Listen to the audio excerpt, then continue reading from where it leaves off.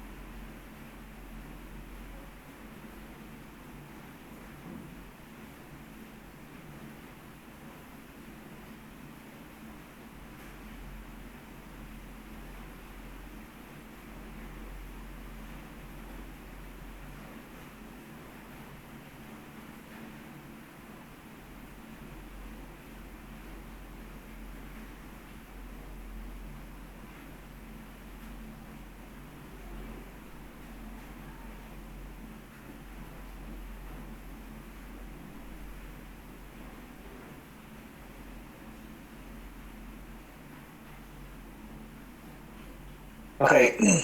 Can you hear me, guys? Hello, hello. Diyan ba kayo? Yes, sir. Good evening. Audible po. Okay, okay. So, we'll now start. Ngayon, I will present to you guys the questions about the Abele 2019. So, what I want is for you guys to also, try to answer it first, and then we will just discuss the right answer for the next slide. So, here, this is about the industry roadmap 2030. So, you can just try to verify it also if we have new. I don't know, but this is like the most updated roadmap way back 2019, and I guess it is still the same roadmap until this 2025. So this one is for the industry roadmap, and then we have different kind of production. So if you try to search for that, I have some experience also that I try to upload this actually in the internet, or I just also share these recall questions for other students, but I didn't provide the correct answers. So I saw someone answered 10 actually, but the right answer for this one is 8. Okay, so what they did is they try to distribute some, some of my recalled questions, and then when they distribute it, they also shade the incorrect answer, like 10 kilograms. I don't know why they answer 10 kilograms or 10 pesos per kilograms. But if you try to search the PDF file for the Philippine Rice Industry Roadmap, then you will realize that it is not 10 pesos per kilogram, but 8 pesos. Okay? So just try to check it. Now we also have the machine servicing. Now, as I mentioned, we have different consideration when we will need to service the machine, right? So, for a tractor, we usually change the oil around half year or 6 months. Or if your tractor already achieved 24,000 kilometer. But the problem is this one is mm, really case to case basis. Okay? It's not like a standard. But most of the tractors, especially if you try to check the John Deere, so usually we are basing our assumption on the most common tractors, like the John Deere tractors. So you can see that the tractor is requiring 6 months or 24,000 kilometer for its changing of transmission oil. This is also the same case with this problem. Like, um, this one is asking for the life of the tractor. So the life of the tractor is only 18,000 hours. Okay. So meaning, uh, if we achieve more than that, it is still operable, but it cannot produce an optimal operation. Okay. Before we answer this one, did you know that the API is also a recall question? So, um, there's a recall question about the API, and then it is only asking for the meaning of API. Can you type in the search box, on the chat box, what is the meaning of API? Actually, this recall question way back 2018. The meaning of API.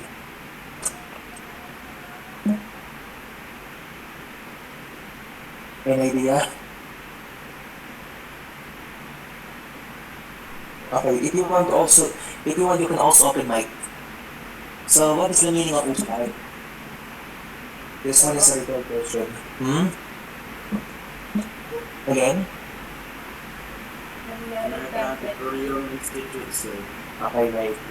So, that's the recall question way back 2018. And I guess I also saw that question last 2021. I don't know, but anyway, this question,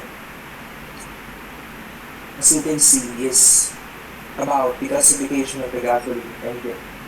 And then what I'm asking you to remember is that the gasoline is only having one classification. Okay? And its classification is under S. Okay? Medyo malayo siya kasi S, di ba? So, you can think that it might be G series or something like F series, but if we're dealing with the gasoline, it is S. And then you can also try to search for the diesel. And I guess diesel is labeled at F. Medyo malayo yung definition niya.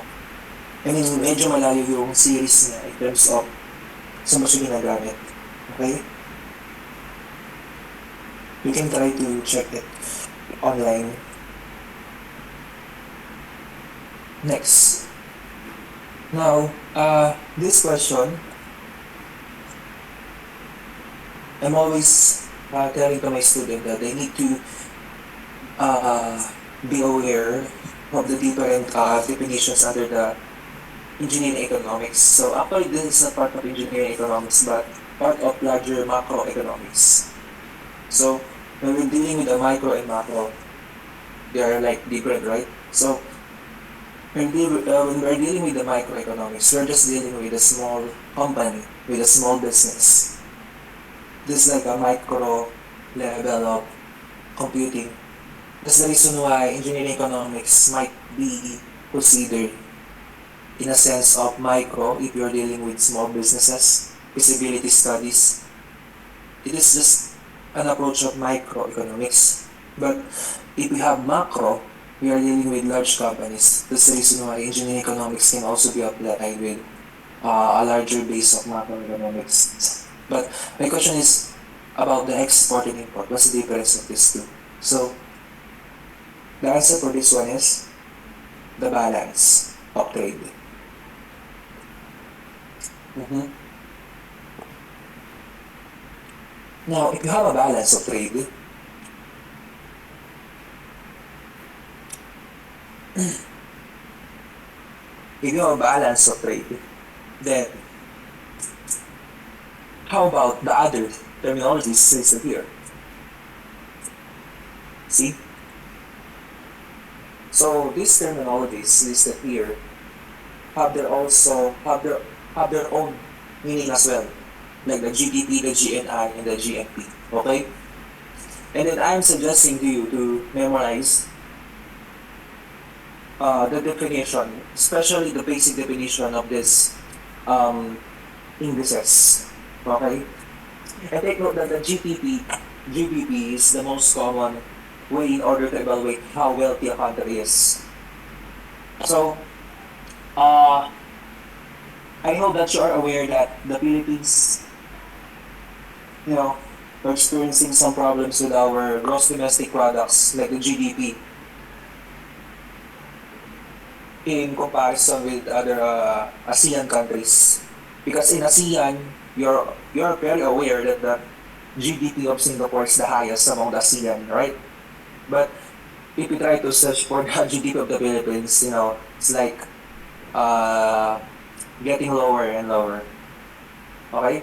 But anyway, what I want is for you guys to just memorize all of the terminologies relating to GDP, GNI, and GNP.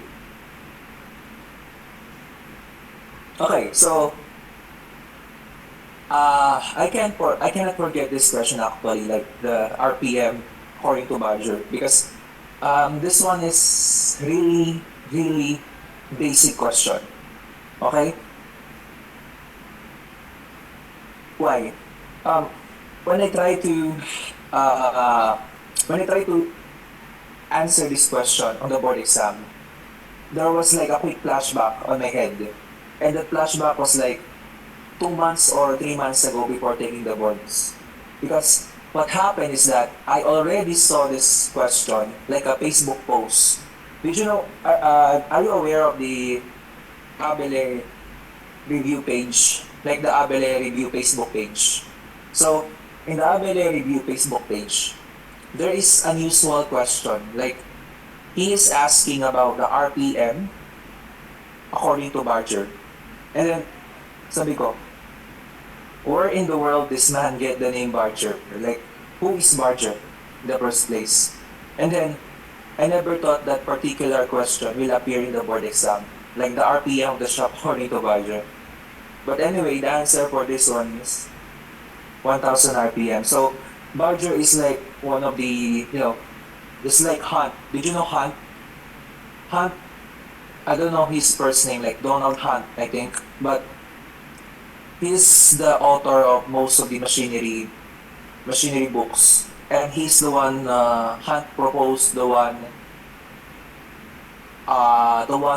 who computed the first thing in the mechanization level of America. So what he did is like he proposed some, computations in order to evaluate the mechanization level of a certain farm in a regional or national level. Then Barger is also the same, like he's focused on the machineries, like in terms of the tractor, specs, etc. While we also have Shapiro. Shapiro is for the mechanical engineering concepts naman. So they have their own, specialization. They have their own application in the field of agricultural machineries. But they are like the most famous people in terms of, agricultural machinery related standards, like international standards recognized. Okay. Next. Oh, this is the one that I mentioned earlier. So the weight of the lever operated knapsack sprayer. And then I just said that this one is 22 kilograms. And then what is again the liters, the maximum volume that a LOX can have? So that is 16 liters.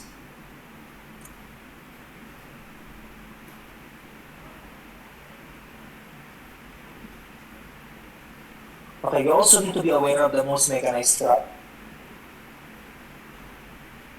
Take note that the most mechanized scrap is differ from any country. Okay, so in America, it is corn. Here in Europe, like it's wheat. Okay, wheat. And then, what else? Yeah, in the Philippines. And syempre, the question is, based on the Philippines, then it should be what? I hope you will not overthink this problem because the most mechanized crop in the Philippines is rice. So again, like what I have said, it is case to case basis. Like, I just realized that the most mechanized crop here, yeah, in Ireland, in particular, in Europe as a whole, is the wheat because they are not producing rice here. And for the America, they're like working with bioethanol, so they need to produce more corn. But in the Philippines, we need more rice. Okay, so we need food. That's why this is the most mechanized crop in the Philippines, rice. Now, the question is, what is the most produced crop? Again, I just discussed the difference with the difference of the produced or the production and the yield. So my question is the most produced in terms of metric tons, right? So in terms of metric tons, what is the most produced crop? And I just want to emphasize that it is not rice. Okay? Not rice. Because rice, you only harvest the grain. And grain is not that kind of heavy. There is a crop much more heavier than a corn and than a rice. And it is sugarcane. Okay? So in terms of the production, in terms of the production in metric tons, sugarcane is the most produced crop because it is really heavy. Do you know tubo? So tubo, that's the product. And tubo is really heavy. That's why it is the, in terms of metric tons, it is the most produced crop. You can also try to verify it with the PSA in the Philippine Statistics Authority. And then you will realize that, oh, okay, sugarcane is the most produced in terms of metric tons.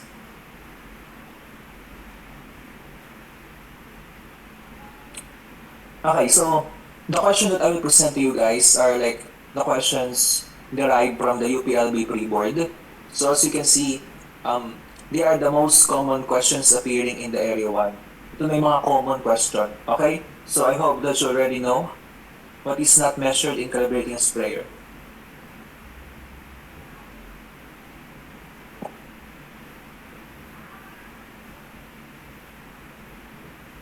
So that is application rate. Next. How about this? This is like the basic definition of the element that transmit torque and power. Oh, by the way, this question also appeared, even though it is quite obvious. Yeah, it's an obvious question. The right answer for this one is chop. But this one also appeared in 2024. Imagine. So I tried to check the 2024 recalled, and again, this one appeared. Like the machine element transmitting the torque and the power. Oh, by the way, what is the SI unit of torque? Do you have any idea? So take note that the torque is in terms of Newton meter. Okay? Newton meter. And I am hoping that you are already aware that Newton meter is in Newton meter is in torque SI unit, while pound foot is in English unit for the torque. Okay, so we have SI unit, which is Newton meter, and then we also have English unit, which is pound foot. Okay, very clear. Next.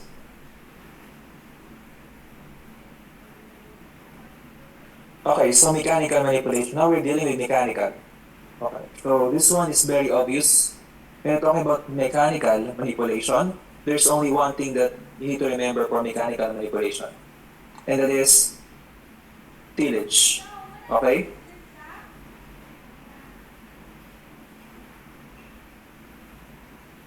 Now, my question is, what's the difference between the land preparation and tillage?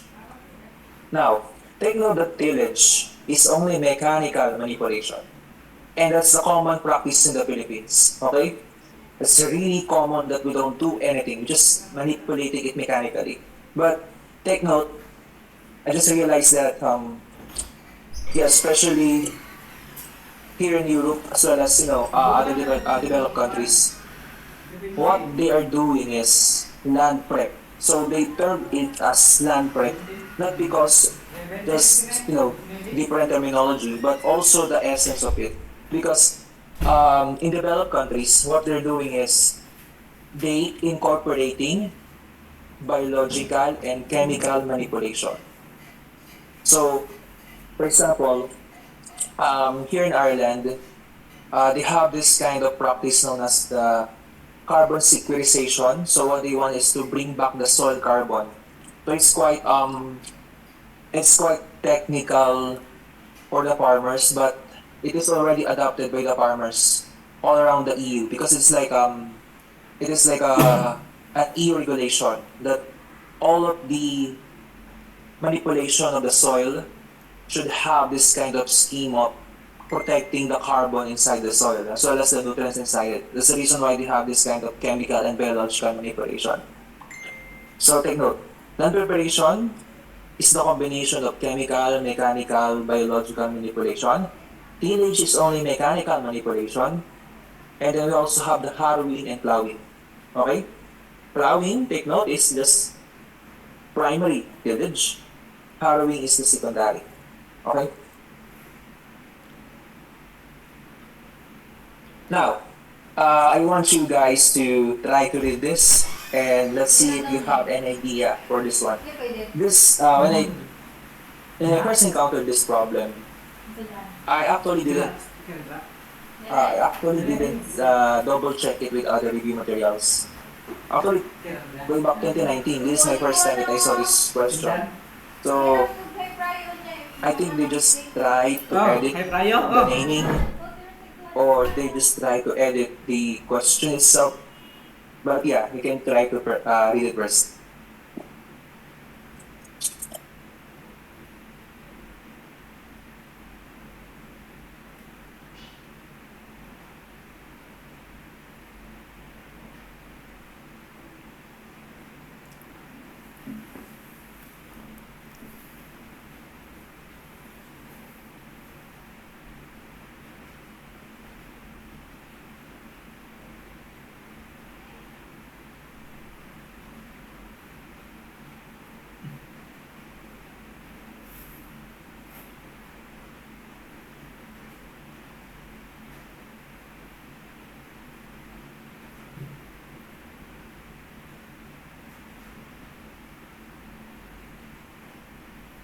Okay, so let's see. The answer for this one is integral mounted. Okay, now, trailing, take note, trailing is only attached by a drawbar. Semi-mounted is only attached at the drawbar also. Three-point hitch requires three linkage. So that's the word, the three-point linkage. Therefore, there's only one thing left, and that is the integral, meaning it is still dependent on the tractor engine. But this one is having a power lift. Okay, this is a keyword, the power lift. So what I did on 2019 is I just eliminate all of the other, other components, like other choices, because they have different way of, you know, different way of methods, different way of, different way of classifying how they are related or how they will be connected to a tractor as a component.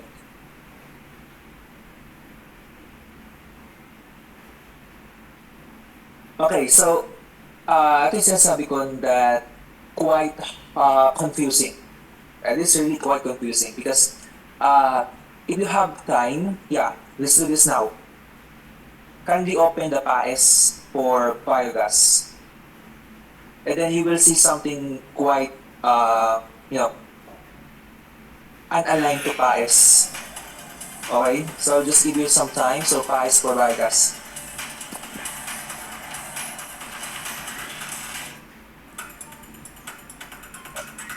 And then after you open the PAES for biogas, what you need to do is try to search for the CN ratio.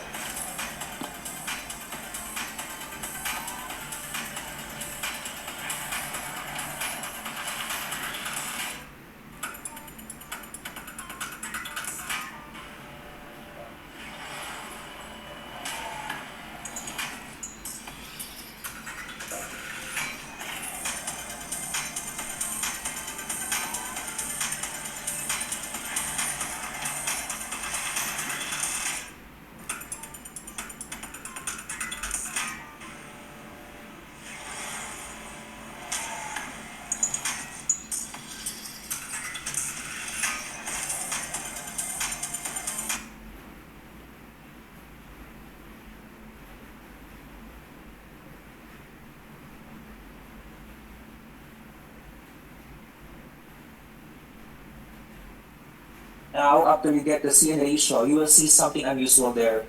Because if we try to check it, ano yung una? Okay, so is it 1 or the number itself? So usually, sige nga, What is first? Is it the C or the N? Is it 1 or the number? The higher number? I know una. Can you tell me? Hello? Did you check the CN ratio? You can just open mic para marinig din ng iba.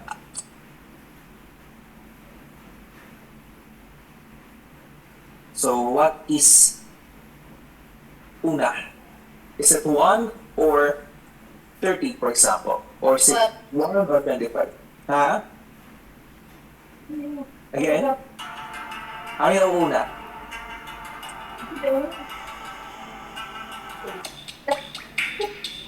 Is it 1? Right? 1? Yep, that is 1. Now, the question is, why in the board exam 2019 we experience are really confusing choices? Reason is very simple. This question is actually not a PAES-based question. So, if you try to search for the PAES, you will end up with 20 to 30 as the most optimum. Yes, 20 30 is the best. Tama ba? Hello? 20 30. Right? Am I right? 20 30? Yes. That's the most optimum. Or 25 35. Yan, try to check it. Para hindi na kayo malilito. Is it B or C? You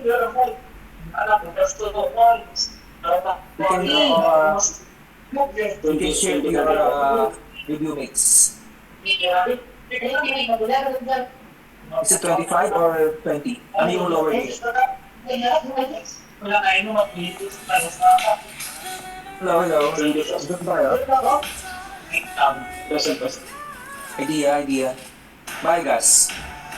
It was emphasized there that it should have a CN ratio of around this amount. How many? But anyway, there is around 20 to 30, 25 to 35. But it is around only by that point. 1 is to 20, 1 is to 30. Now, the right answer for this one is really far from the assumption of the bias. Now, my question is, where did this question came from? So, as you see, I already explored a lot of review materials when I was reviewing for the ABELE.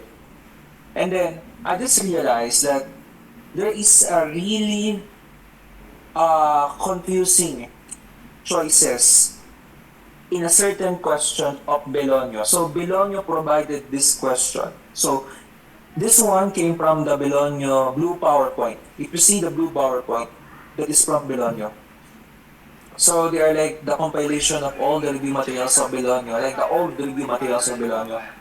And then Belonio presented CN ratio in a most confusing way. Like he presented it like this one. Even in European Union, we don't present CN ratio that the first is 30, the first is 25, or the higher value. We present it like the same with the PAES because that's a standard. But what Belongi did is like, he presented the first part, like the first number as the higher number, not 1. That's why you have 30 is to 1, 40 is to 1. And what the PRC did, you know, the PRC didn't check the choices, right? The PRC didn't even bother to check if the question is right or wrong. The PRC just copy-pasted the question. And I just remembered that this question came from the blue PowerPoint. This question came from the blue PowerPoint of Bologna. And this question is really unusual because they have a different way of presenting the CN ratio. It is in a reverse way. And then, I just also remembered that the answer key for that is not 20 is to 30 or 25 to 35. he assumed that it is in higher value of 30 is to 40. So the right answer for this one, way back 2019, is 30 is to 40. Now my question is, what if this question is still again appear in your boards? What is your answer? So please always use the test bank. Always use the answer key from the test bank. Okay? But if you notice that it is in a correct form, for example, 1 is to 20, 1 is to 30, and then babakapan pa na this is based from PAES, then it's very good. Because this one is not PAES based. Okay? This one is just Bologna based. Okay? And that's the sad thing in the board exam because we don't have some kind of technical committee, a technical committee that focus on whether the question is valid or not, whether the computation is valid or not. So we don't have that kind of community.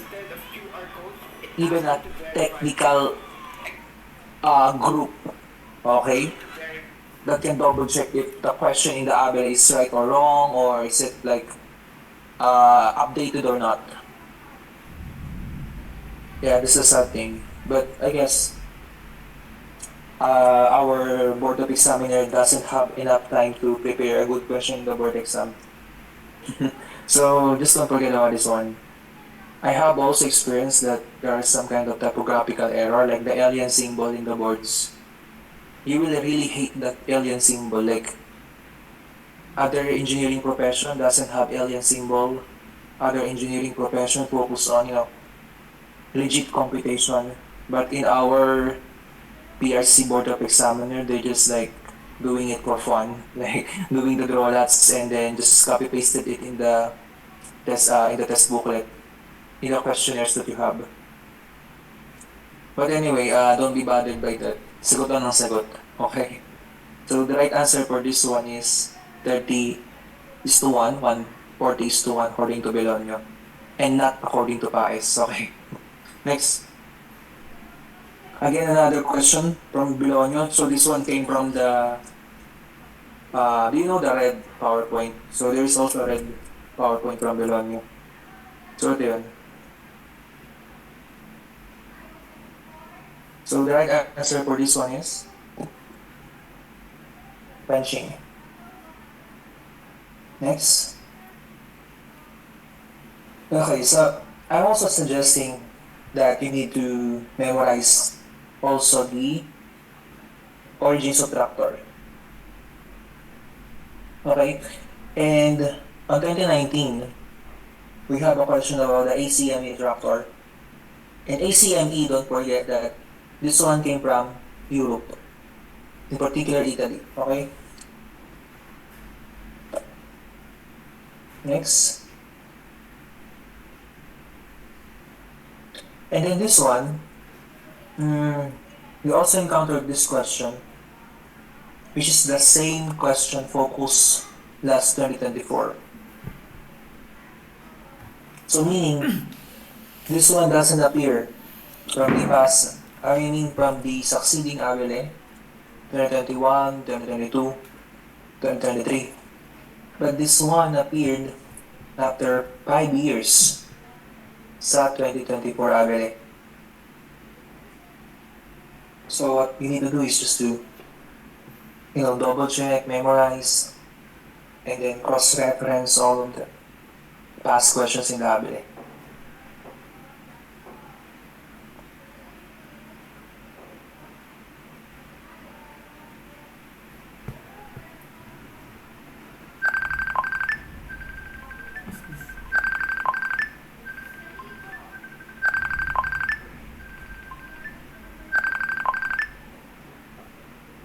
Charles. Now, ito na yung hindi ko malilimutan.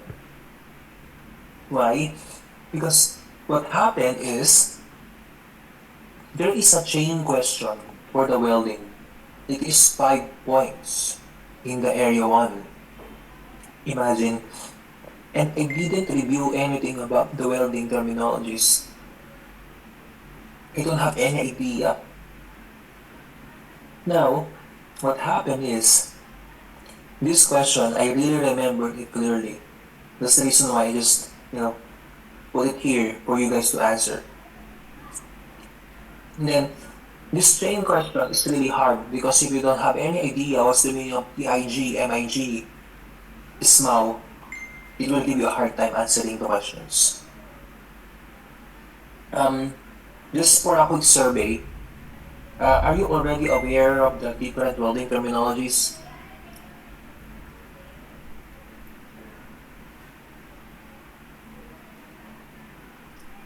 Meron na?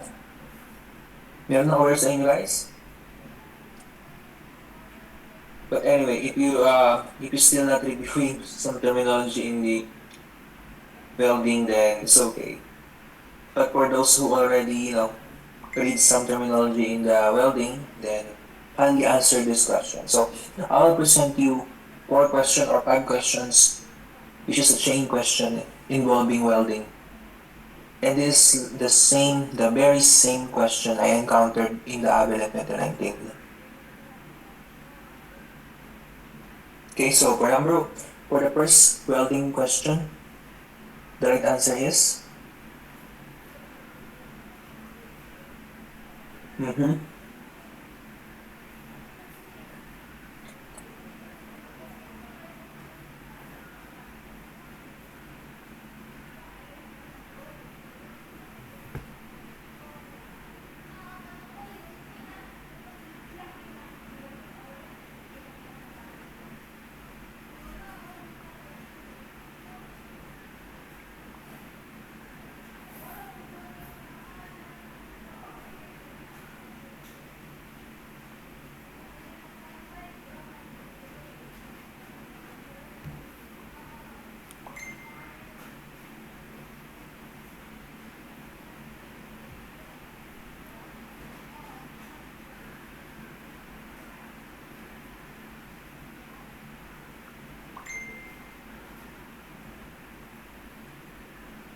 Okay. Now, what will happen is I want to check if you already know what's the meaning of the PIG, the MIG, and the SMAU. You can just type in the group chat, what is that?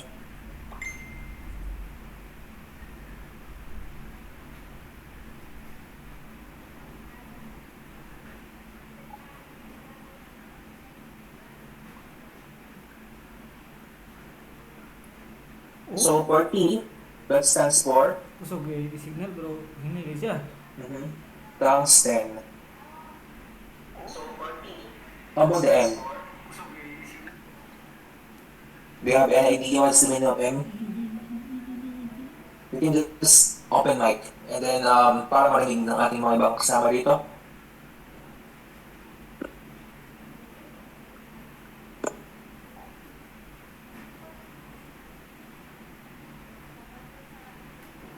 Tulog na ba lahat? So, the meaning of T in PIG is tungsten. What's the meaning of M and MIG?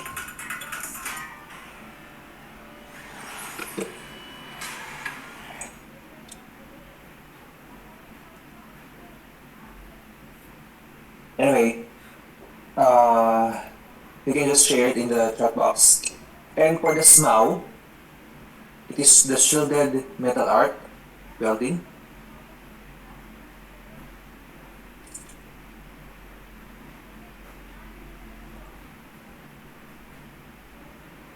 Okay.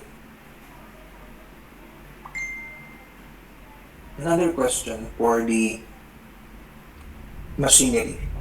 And this is one of the most obvious question in the ABELEC 2019 because this one is asking about the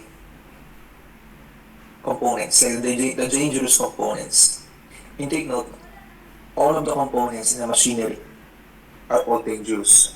Don't need to overthink this question, okay? All of it are dangerous. So the right answer for this one is all of the above, like the pulley, coupling, and the clutch. Even the clutch, even though you just need to disengage and engage it, it is just the same. Okay, let's see if you have any idea for this one. The first gear.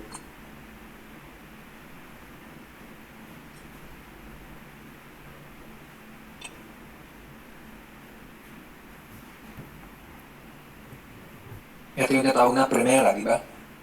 Sa mga nag-traktora, you always do the first gear.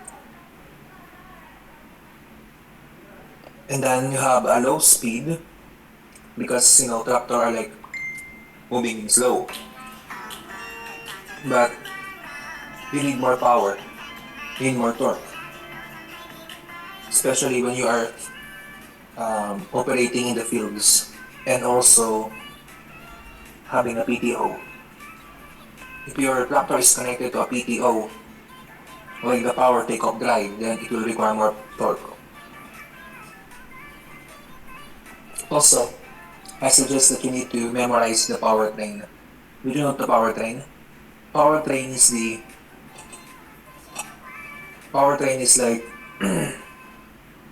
it is like the connection or the interrelationship of all of the power inside a tractor. And take note that the power take-off drive gets 80% of the total power from its source. So malaki yung kanyang torque na nakukuha. Okay, how about CIF?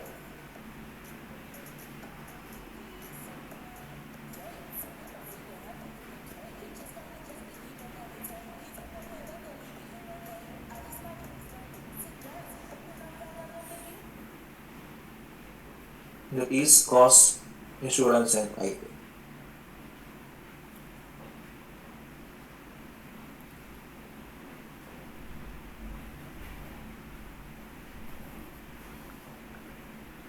This one is another popular question. There's always appearing actor in the boards. This is the wind. Now, the question is, what is the another term for the wind? I already explained it from the past slides that we have. Like in the pre-board exam nyo.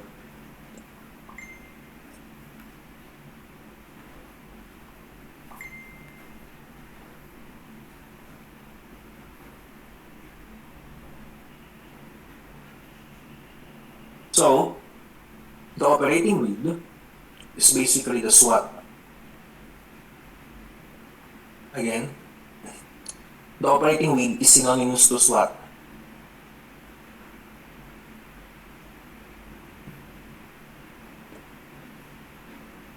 Next. Now, efficiency in farm. So, how can you differentiate the efficiency by this?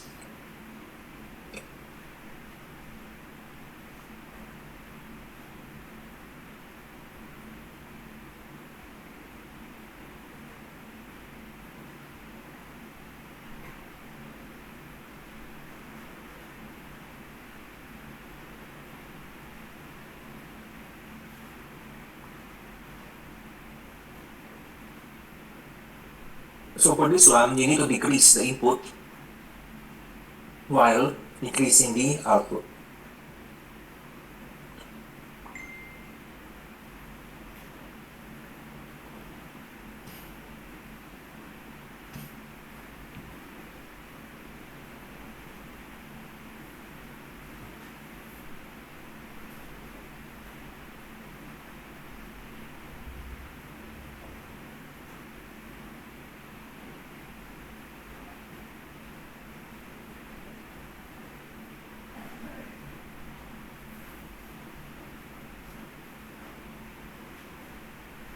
Ini klaro sistem dugay kay makatubag.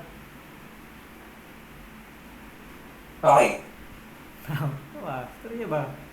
Now, ito yung main question namin for the big show. And then as you can see,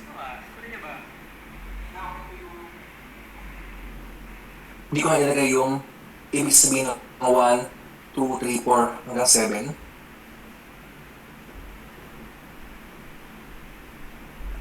But Can you kindly list it down?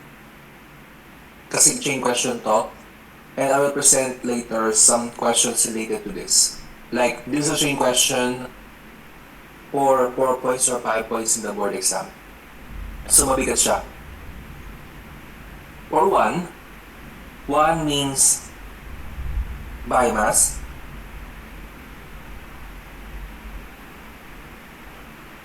2 means biofuel. 3 means geothermal. 4 solar. H hydro. 6 numbers, yung Roman numeral 6 is ocean thermal, and the last 7 is wind.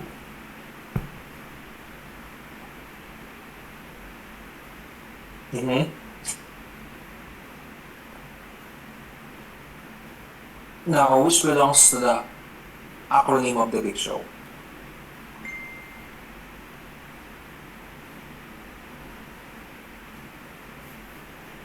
So this one should be letter. It should be letter A. I don't know. It should be letter A, pero dapat wala yung, dapat kasama yung 1, 3, tama lang. Letter A, tama yung sagot ito. Ang tamang sagot is letter A. So you should exclude the biofuel.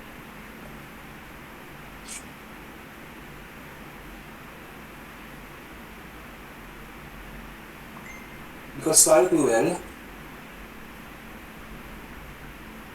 is derived, it is the one that derived from the biomass, right? It is merely a product, so we don't consider that. So the right answer for this one is 1, 3, 5, or 1, 3, 4, 5, 6, 7. Exclude lang natin si biofuel. Because it's Roman numeral number 2, kasi sa Roman numeral ano. How about this? 30% efficiency.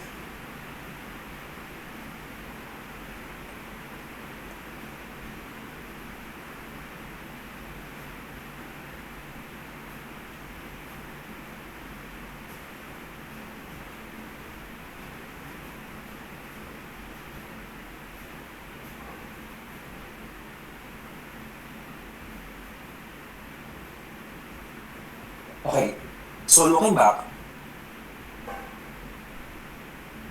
we have Beck's coefficient of 16/27.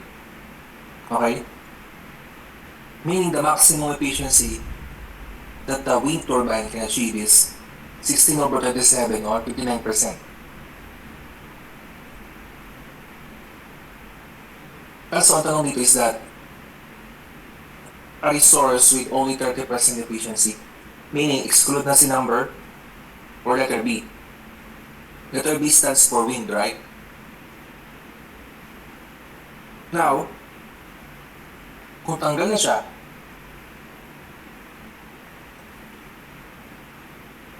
paano naman yung iba? Okay, balikan natin. If we're dealing with 5, what is 5? It stands for may 5. Hydro, sir. Hydro. Okay? Ano yung 3? Geothermal. Geothermal. And 1 and 2 is for the biofuel and biomass. Okay. Now, in the essence of the maximum efficiency, it is 59%. Dapat alam nyo rin kung ilan yung efficiency nung kasama niya dito sa listahan. And take note, okay, take note that all of them are higher than the wind. So meaning, wala na mas bababa sa kanya. So the thought process that I have here is that hindi ako nagbase sa Beck's coefficient. Ang una ko inisip nun, tanggal na. Kasi, hanggang 59% siya, di ba? So meaning, higher siya than 30%.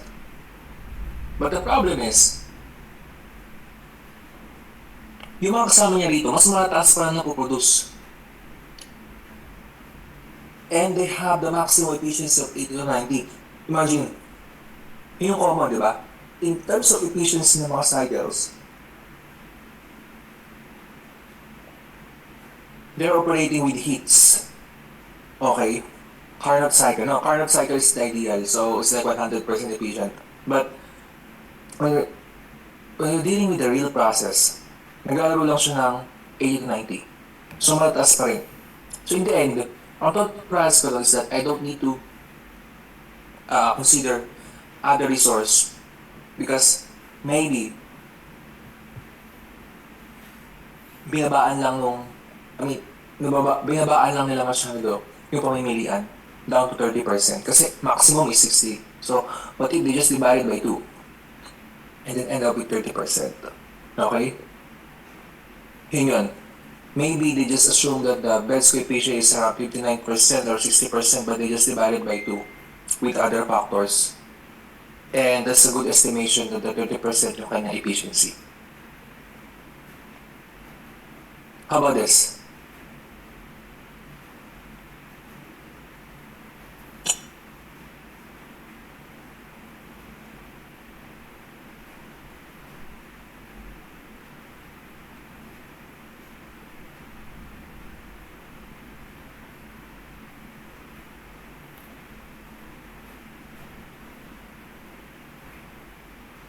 Greenhouse gas emission.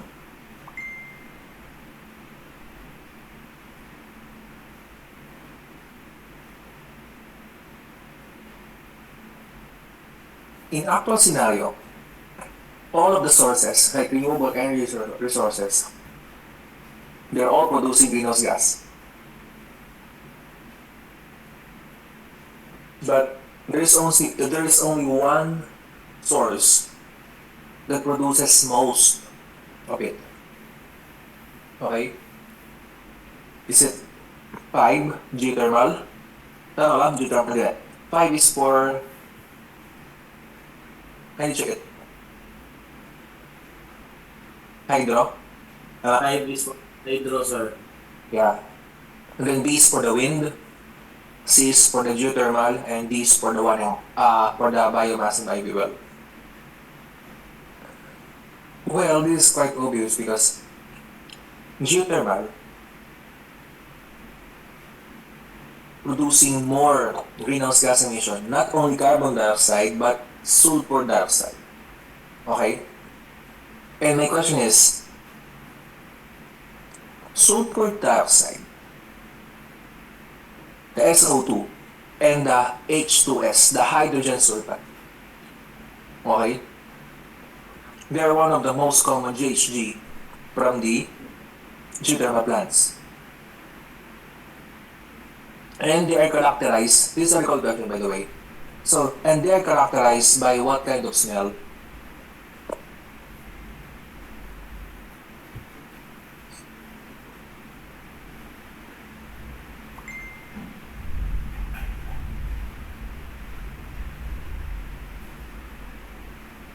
Okay. They are characterized by the smell of a rotten egg.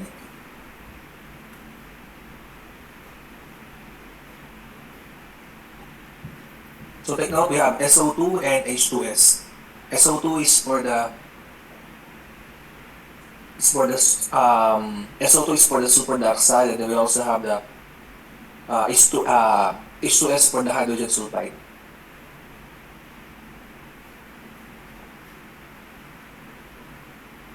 And I just remembered, last time, when I went to Iceland, like, in Iceland, they are solely based their energy resource from the geothermal plants.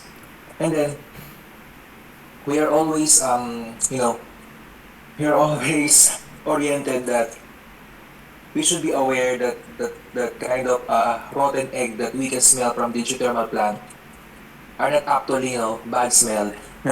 They're actually coming from the emission, like a large amount of emission from the geothermal plant because of the presence of the sulfur in the air.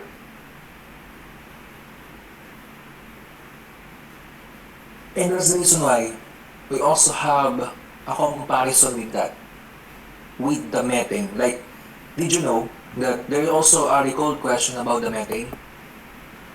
So my question is, how much destructive a methane compared to the carbon dioxide?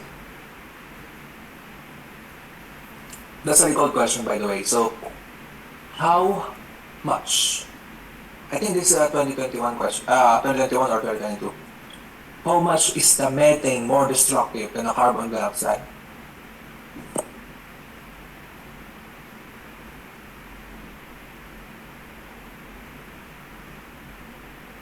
So that is 21 times. So imagine. So the right answer for this one is producing GHG.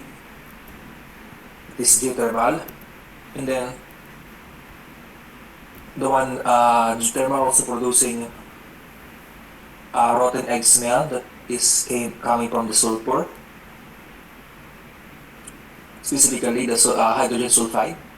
And then we also have the GHG emission of the methane, which is more destructive 21 times compared to carbon dioxide. Just don't forget about that.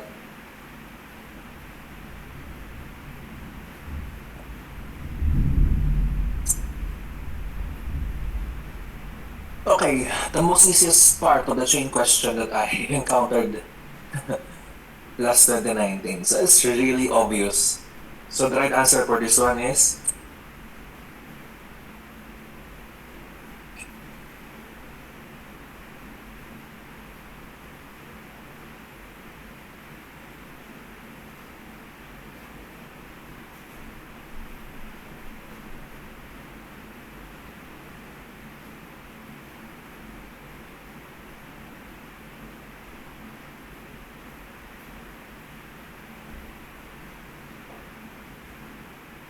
okay, wind.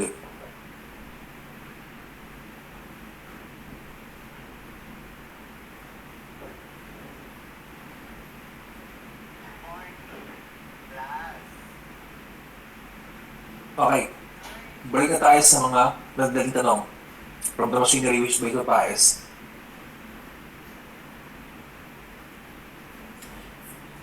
So this one is a track type. So, hindi nakalagay eh.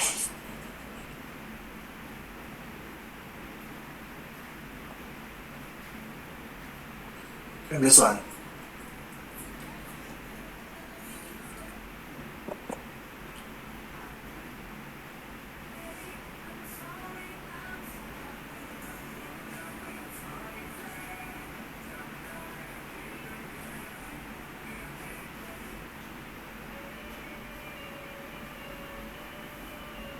Okay. So we have two types of growing of fishes. Okay? Meron tayong tatawag na inland fisheries. And this one is also known as the freshwater hatcheries. Okay? So, inland or freshwater hatcheries are under the inland or freshwater act. And that is the most common, okay? That is the most common production in the Philippines in terms of aquaculture. Because we have a lot of inland, we have a lot of bodies of water inland, for example, the lakes, the rivers. We have a lot of fresh water inside the Philippines. Whereas, mariculture is the one that is, we grow the fishes in the ocean. But the problem is, it is really hard to grow fishes in the ocean, especially in our country, because of some kind of international dispute, right? I know you are already aware of that particular thing. Because it's really hard to grow fishes in the West Philippine Sea or other parts of the country. That's the reason why we are much more into growing fishes in inland. So again, we have mariculture and inland or freshwater aquaculture. Now, in terms of the comparison of the freshwater, the brackish water, and the salt water, do you have any idea where the freshwater and the salt water meets?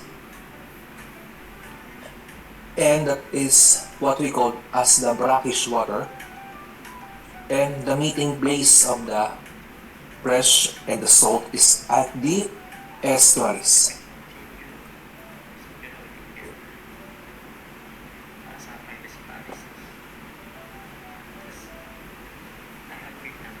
And take note that we don't have any popular uh, fish. Yeah, we don't have any popular aquaculture products in the marine or in the mariculture side, because we have the tilapia, we have the milkfish, and most of them are grown in inland. Okay? For example, we have the tilapia. They are grown in brackish water, and it's the same with the milkfish. But milkfish is quite different. They need to be grown in the ocean, but they will also need to grow at some point in the brackish water. So they are migrating.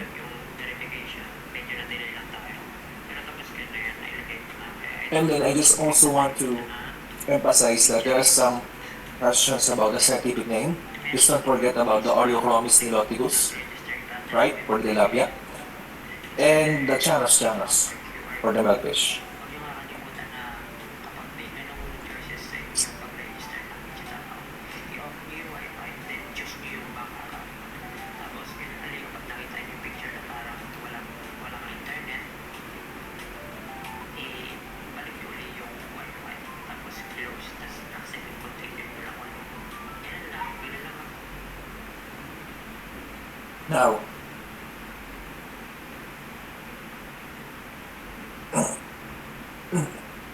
Now, we already finished with some question around the area 1.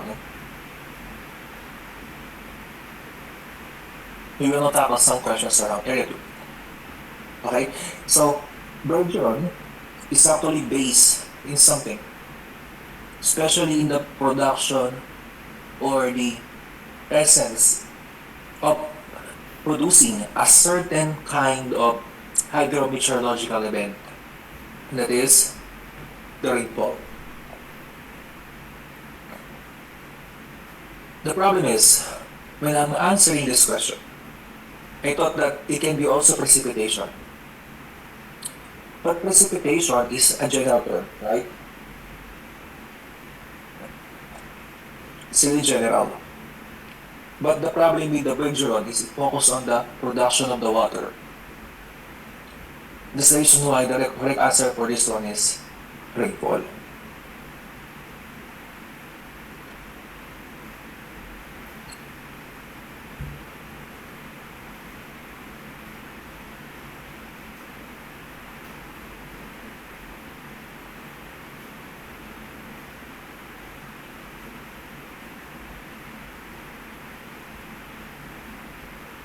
Next, these questions are actually based on bias. Okay? And most of the questions under this are from the rainwater and runoff management. And then the PRC, they just copy-pasted a certain section in bias, and then they just add something like except. Okay? Literal na ganito yung tanong. So, if you're already aware of what bias this one belongs, then you can easily answer this.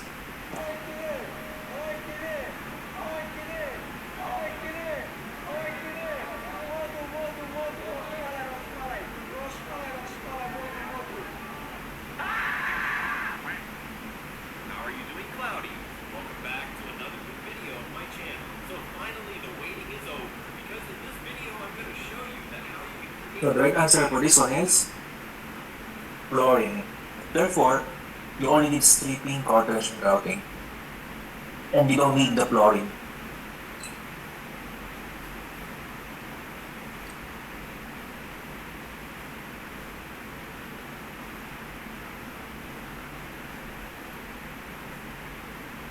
Another question from Pius. Dump shape.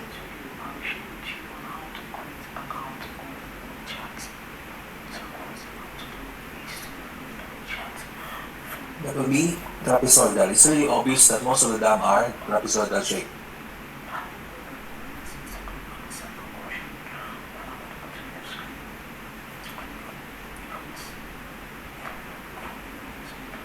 Okay. Now this one is precipitation again. But this one cannot be considered as rain because it is really small. Then this one is the drizzle.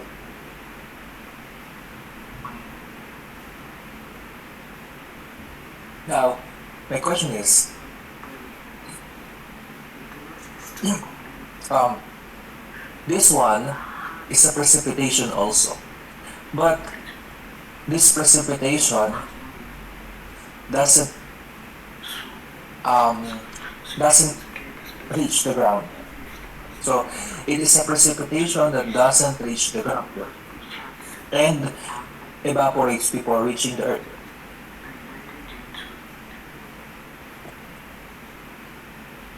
So this question might appear in the boards, but it is still considered as precipitation. It is too small that before it reaches the earth, it is already evaporated. Let's start with letter V. Hey everyone, welcome back. In this video, I'm going to show you the way you can bypass the QR code inside the WeChat app. You can also try to search for it or just share it to the class. Asking them to find someone who already uses the app to scan it so they can get access. But in this video, I'll show you exactly how I got past that QR code. This method works perfectly on both iPhone and Android. So let's get started. Okay. So that particular precipitation is called as Engr. Okay. This is called as the Engr. Next. Now, this is the one that I mentioned earlier, that we need to also memorize some terminologies under the epoch type sprinklers. So, bukod sa PSI, the pressures, you also need to memorize the application area.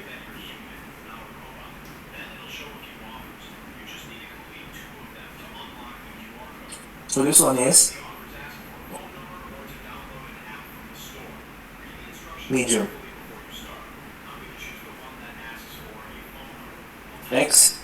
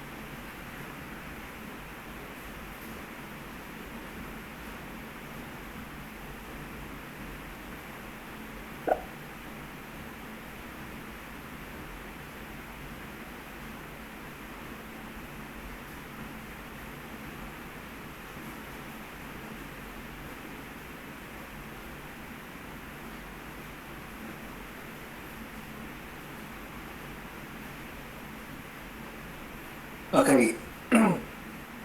So this one is the one that I mentioned earlier, like it answers how many.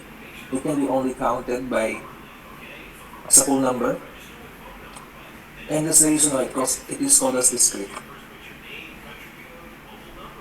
And then, when we're dealing with temperature, weight,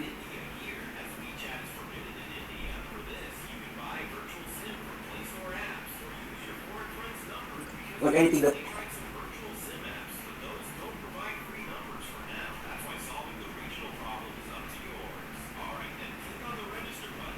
This one is another bias-based question.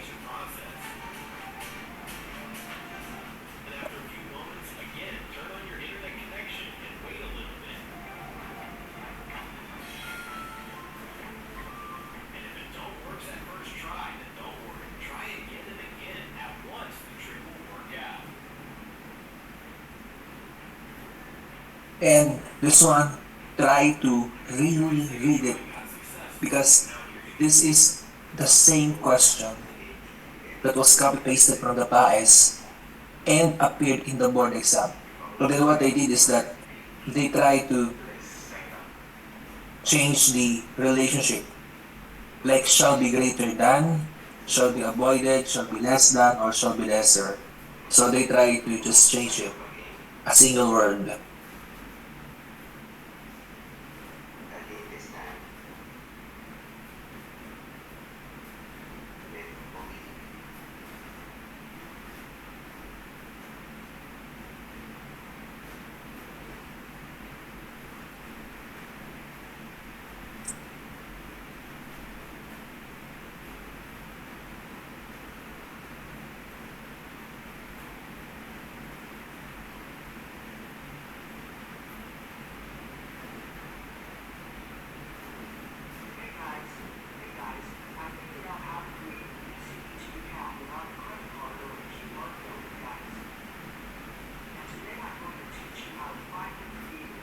No idea?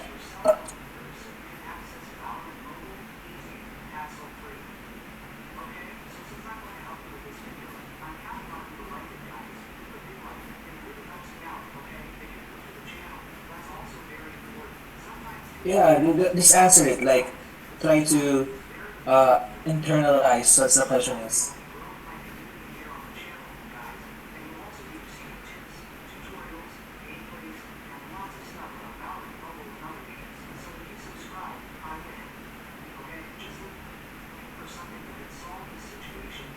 Okay, so the right answer is B. So the hydraulic loading rate shall be lesser than the irrigation requirement. So maling-mali yan.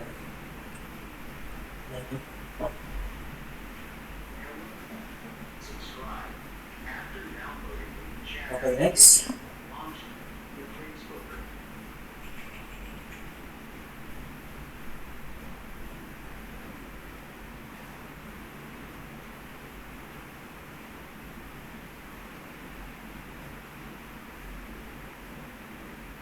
Okay, so this is about the instrumentation and collection for the seepage data. This is also presented in the PAES.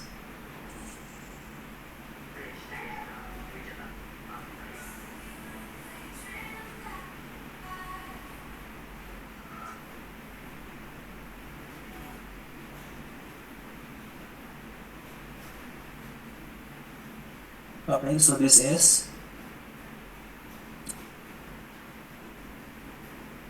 daily collection.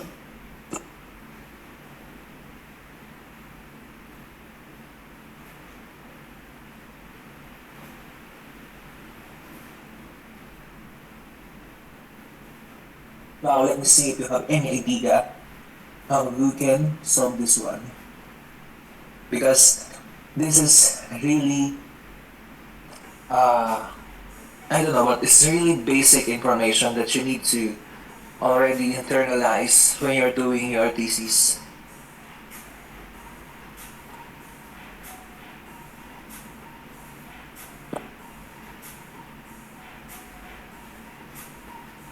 So my keyword here is that margin of error and relationship with the confidence interval.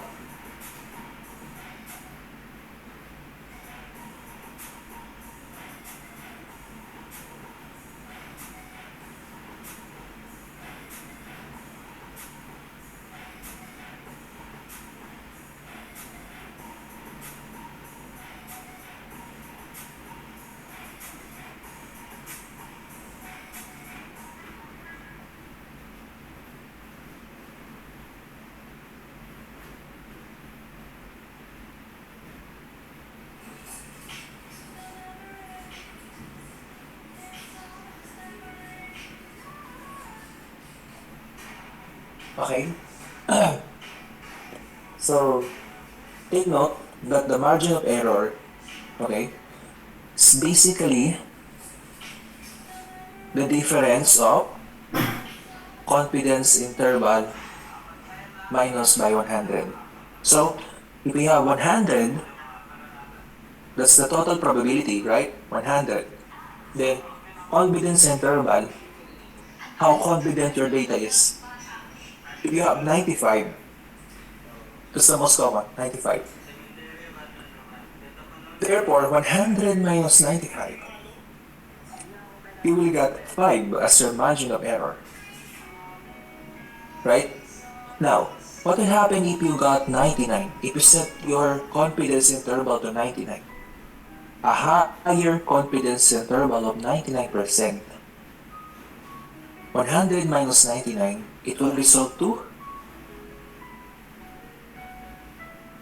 1% margin of error.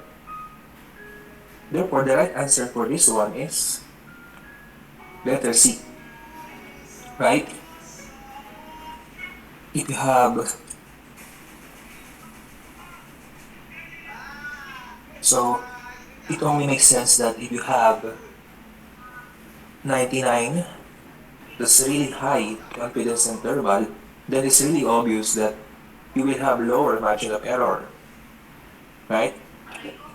Because you will only get 1%, okay, as the margin of error. But if you got lower confidence interval like 95, then you will also have higher margin of error, and that is 5% because 100 minus 95 is 5. Okay? So now you already know the relationship between the confidence interval and the margin of error. And most of the thesis, especially when you're working with ANOVA, you're always setting it up at 5% margin of error or 95% confidence interval.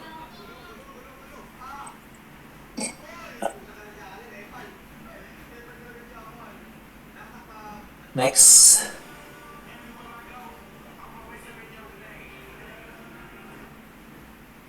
Now, this one is not part of any bias. I tried to search for this one and I didn't find uh, any valid proof that I can cross-reference this in another, review materials, but I didn't find anything about this one. But I tried to just search it in the internet and end up with letter C. Okay, so this one is actual. So when talking about propeller, it is always actual. Also, I am also suggesting that even though this question is not based on any bias or review materials, you can also try to memorize the bias for motors and bias for pumps. Because there's a lot of terminologies in the bias for pumps and bias for motors that is that's relevant to your review. Okay? Next. I hope that you will not fail to answer this question. It's really obvious, okay? Try to answer it.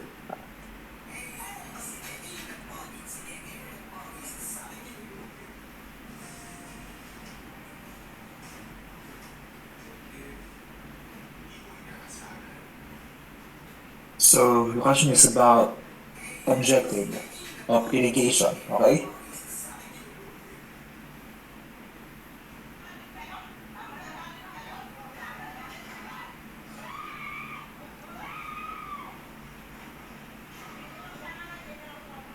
This is maximum irrigation, okay? Next. Again, another question about bias base rainwater runoff management. Actually, they just copy pasted it again, and I don't know what particular bias they derived this question, but just try to search for this one. It is word per word the same in the board exam. and you will have no hard time in finding this. It's really easy. Okay.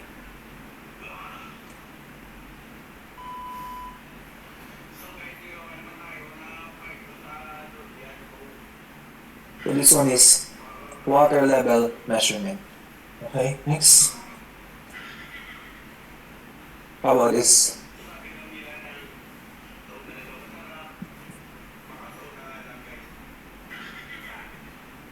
So this one is resistivity logging. Okay. Uh, an idea?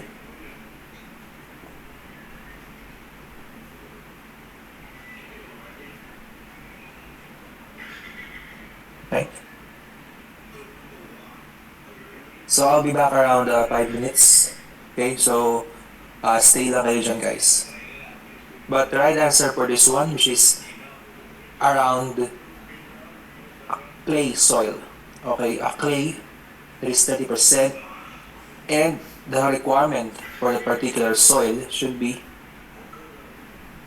well graded.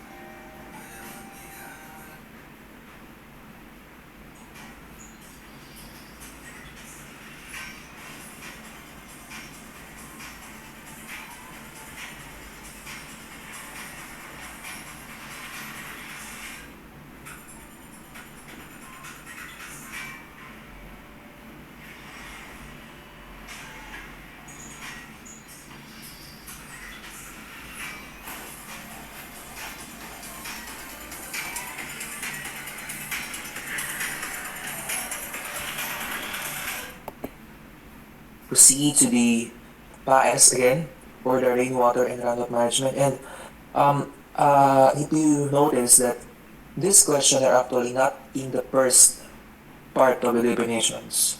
Like if you have read PAES a lot, you're already aware that most of the PAES are like having a definition of terms, having the location requirements, and then they have this kind of figures or types and standards required. But most of the question way back 2019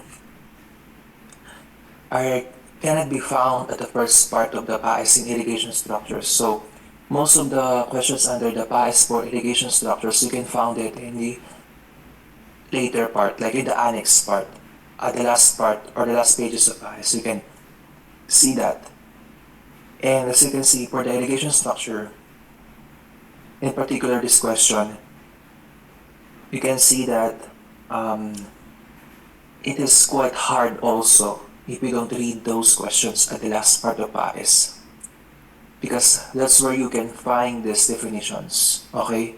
You should be aware that these definitions are not in the first part, but at the last pages of PAES. That is pneumatic piezometer.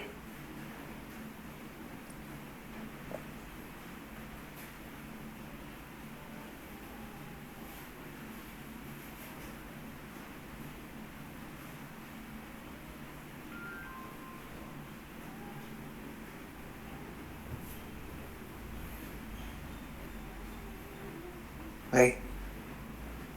Next. So this question is not based on anything.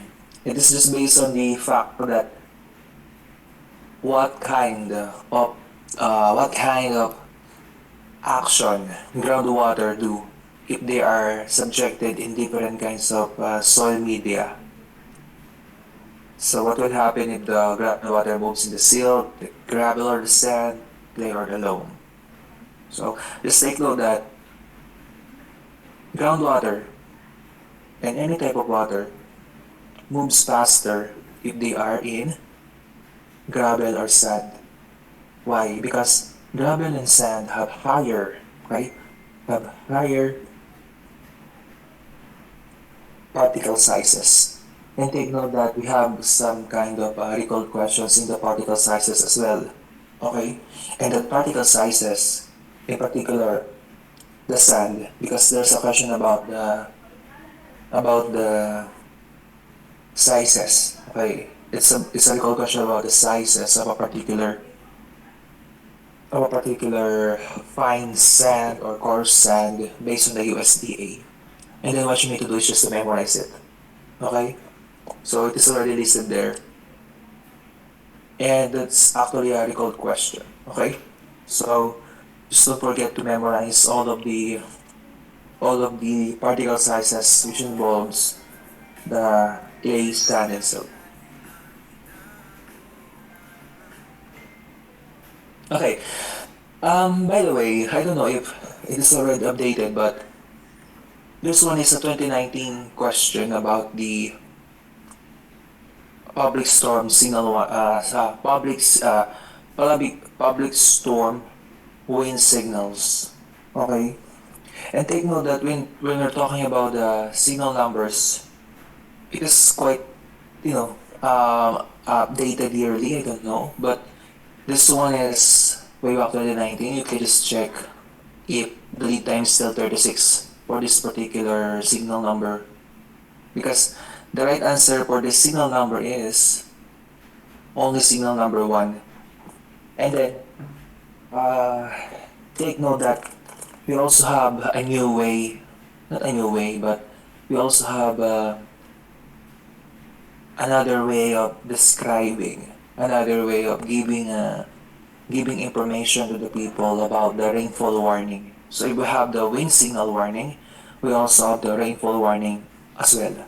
And take note that the rainfall warning is like a very common recalled question, like the red, the yellow, and the green rainfall warning. We just focus only on the water.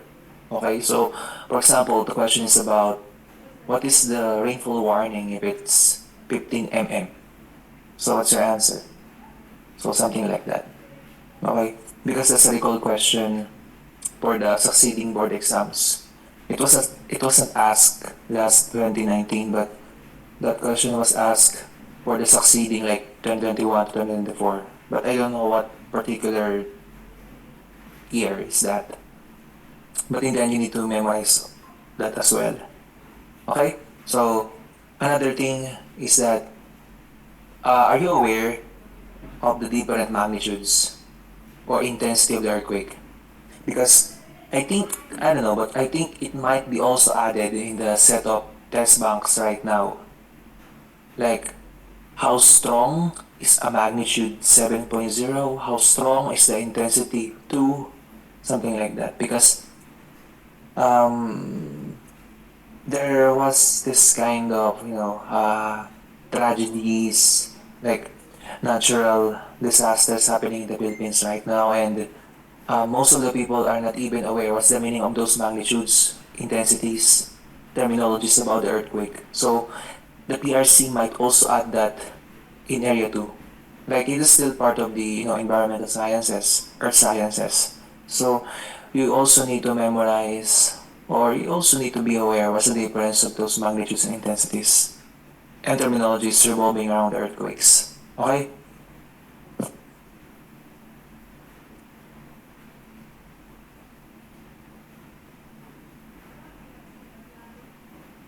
Okay, so next will be this question.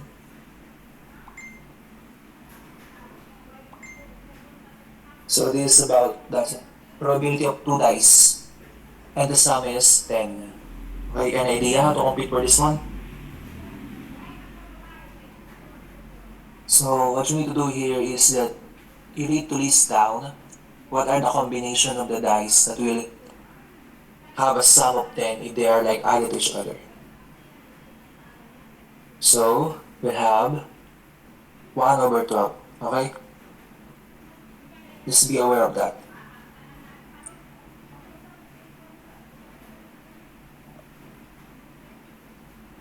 Next,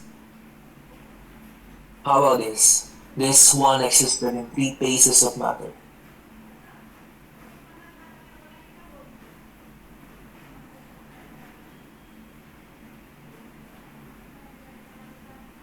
And this one is water. Okay? So we have the solid phase, which is the ice. We have the liquid phase, which is the water itself. And also we have the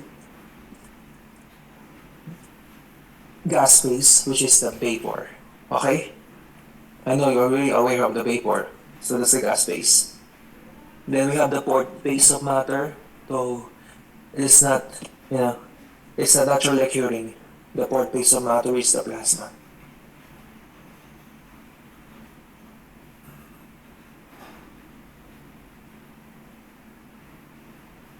Okay?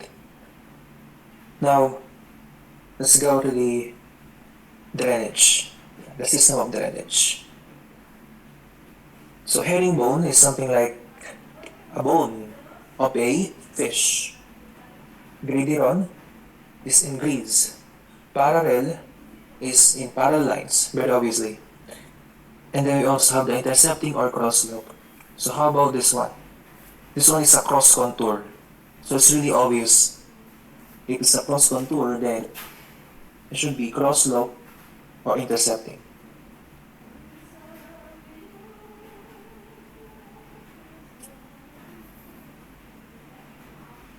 This is also a popular recall question, like the maximum elevation. So I'm really aware that you really know what's the meaning of STW, which is the shallow true well.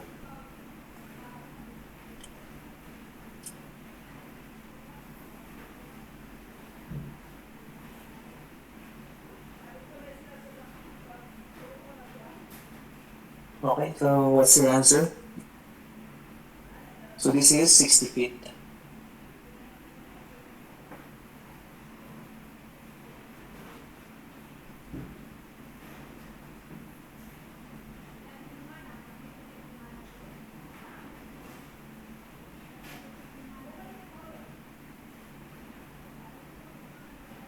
Okay, next. How about this? High energy. Okay?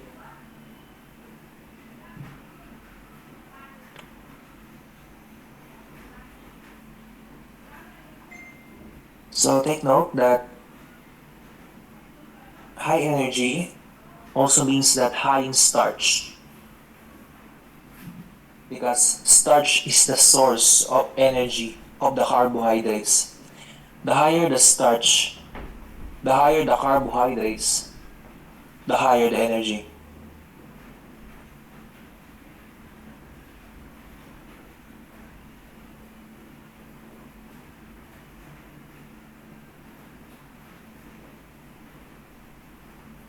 And this one is cereals.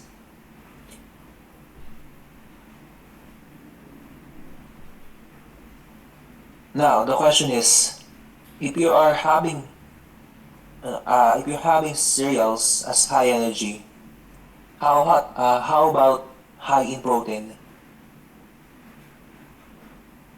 I know you're already aware that high in protein are those meat products, but how about crops?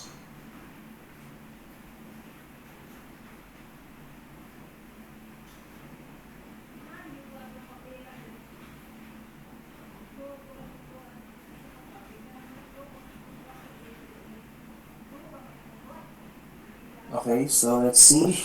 What is the high protein crops? It is legumes. Okay, legumes are considered to be high protein crops. Now, next.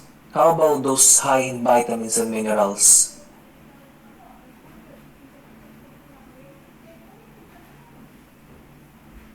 So, if we consider the difference between the drupes and the vegetables, take note the difference of that is that drupes are basically the fruits, and the vegetables are like the leafy vegetables and other crops, horticultural. For example, we have the squash, we have the cucumbers and other stuffs. So you need to know the difference between these two, like the fruits and the vegetables. And my question is about the higher in vitamins and minerals.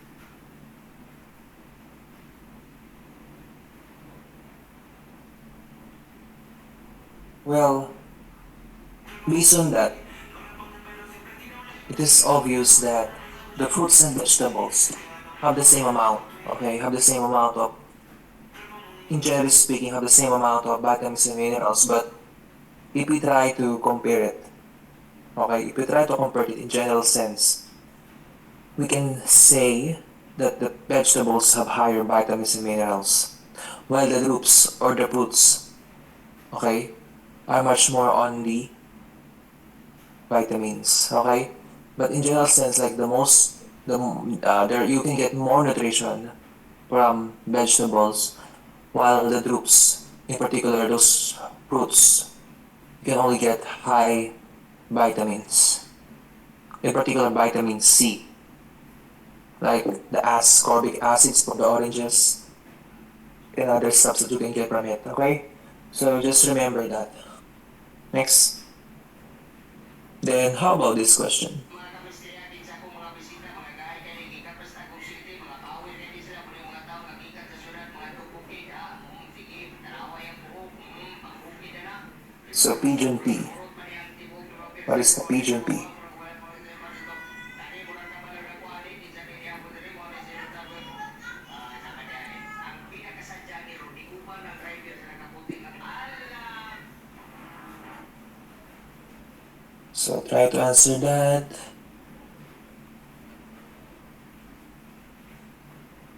Okay. So pigeon pea is actually a legume. And legume is high in protein. Okay. Next. I hope you don't have confused with this question. There's a lot of confusion about the difference between the biosphere, the lithosphere, the core, the crust, the mantles, because that's also part of the earth sciences, and what you need to do is just to become aware of those terminologies.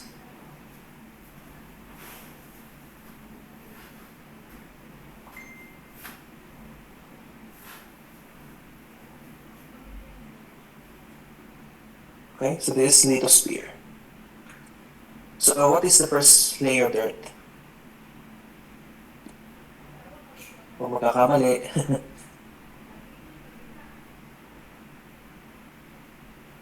So the first layer is called as the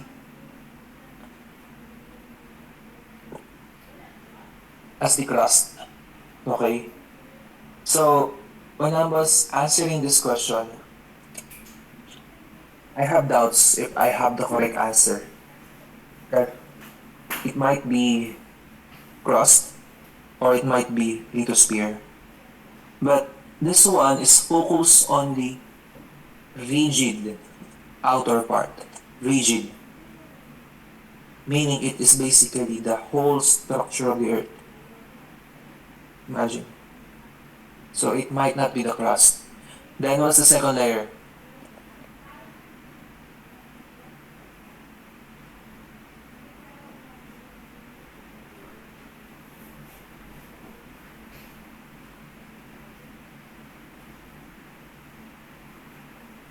The second layer is the mantle.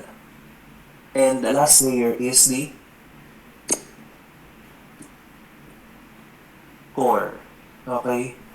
The innermost part of the earth is the core. Okay, so we'll now proceed to area 3. Okay, so these questions involve this will involve some questions involving PAES, and I think you'll already review a lot of the PAES structures and you can easily answer all of this, okay? So the first question we have for the structures, particular for area 3, the axis alluid. What is the alluid?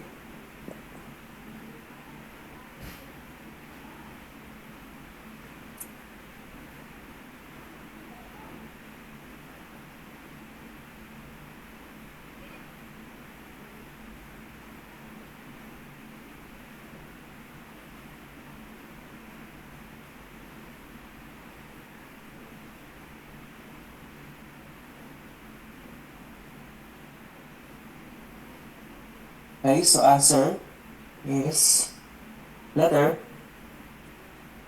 D. Okay, it should be 3. Just don't forget that it's 3. Okay. Next. Now, as you can see, we also have terminologies involved. And this one is about the groundwater. So, groundwater have its own terminology. And do you have any idea what's that?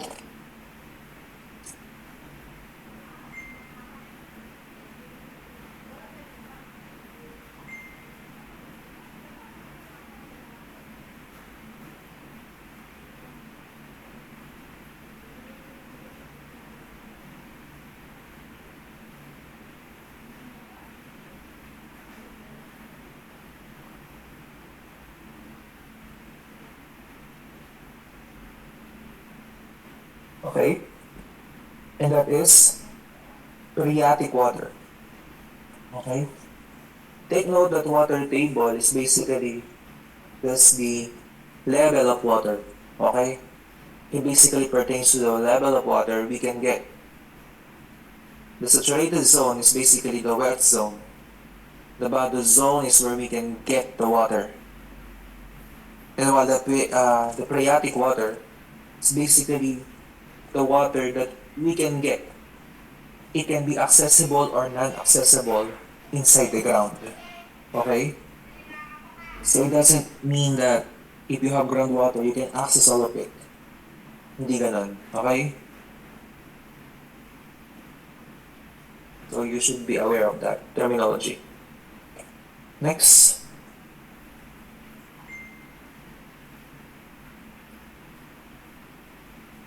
How about this one?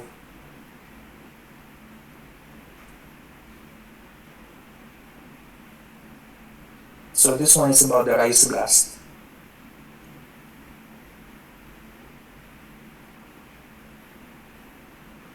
And take note that the rice blast is a kind of virus. I don't know. Wait lang. Yeah. Tungro is the virus. Sorry. So, rice blast is fungi, and then tungro is the virus. Okay?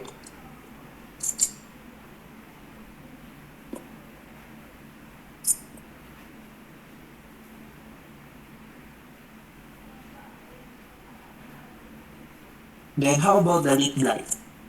So there are three actually for these recalled questions. We have three most common problems. Okay, so the three most common problems involves the tungro virus. So it's like a recalled question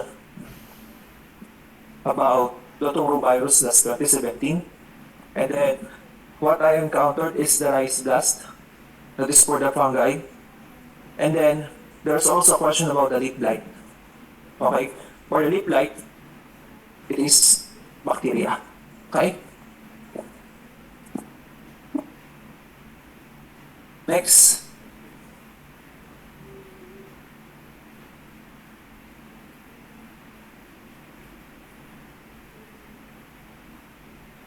This, I don't know if it's already common sense to you guys. So what is the shape of the most efficient canal? So this is trapezoidal. Also, a channel.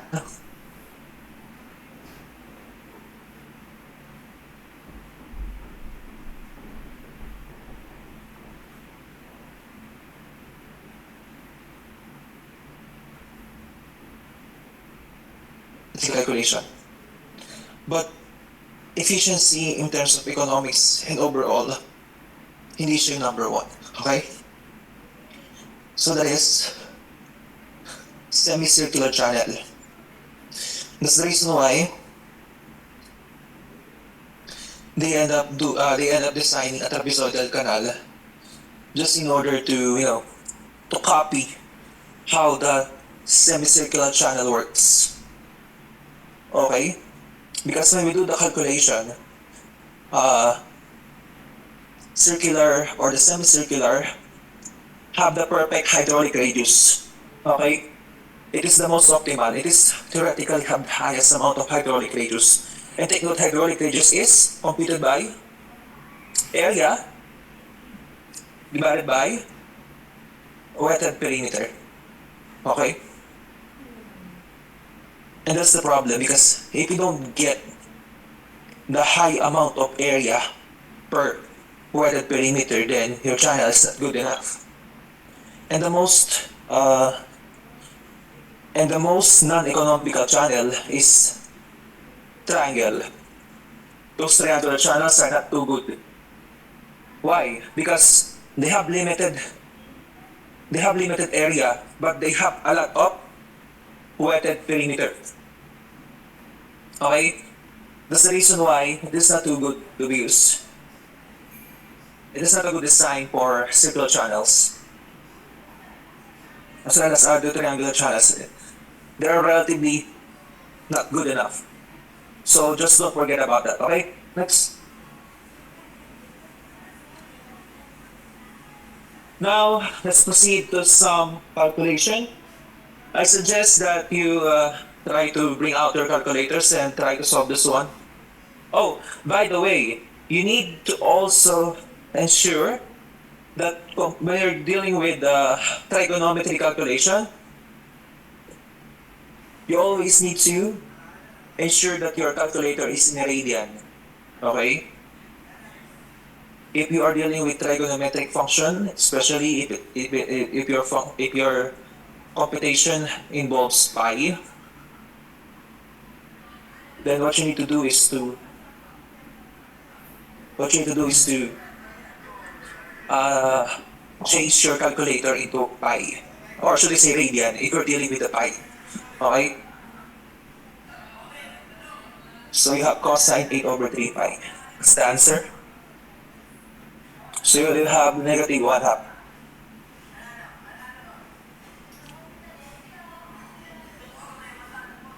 Okay. Did you know that residence time, okay, is about how long, okay, it's about how long your water stay in a water cycle, okay? So, the higher the residence time, the longer it will in the water cycle, okay? So, take note that the most, or the fastest, yeah, the fastest source of water that can be processed in the water cycle is those that came from the plants. In particular, did you know the mildew, like the dew, okay? Or especially those water, the excess water in the plants, for example. So those excess water, mildew, and other water sources that can be evaporated quickly, they have the shortest residence time. They have the fastest to travel and to go back to its origin via water cycle.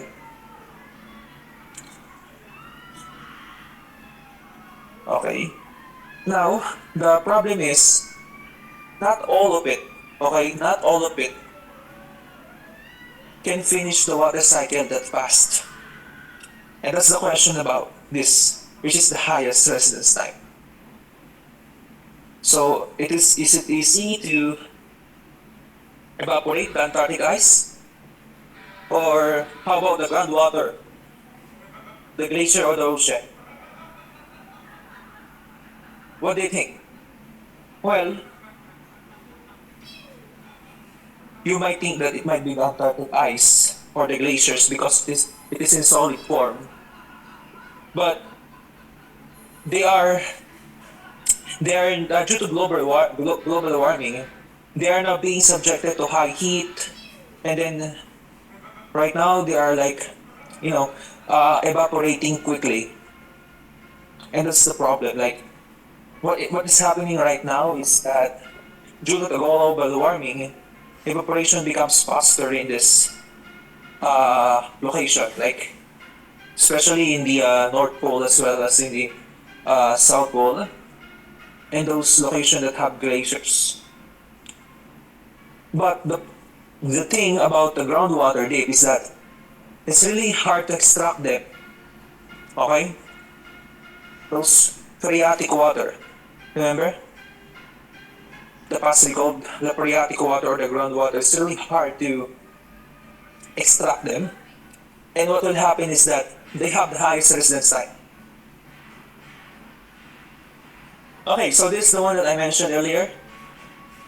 What is the salt particle? If you have 1 mm size.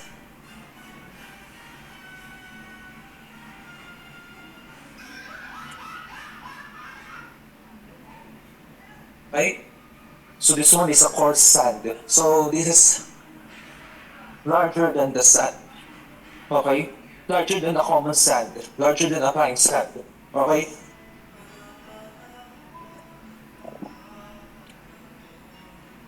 Next.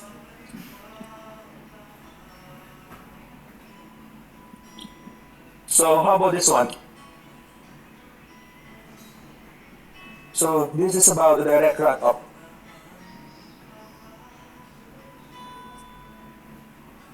So this one is combination of the surface runoff, overland flow, and the channel precipitation.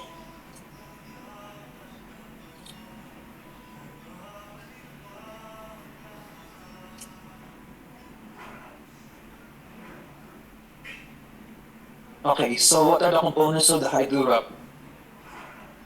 You need also to be aware of the components of it, okay?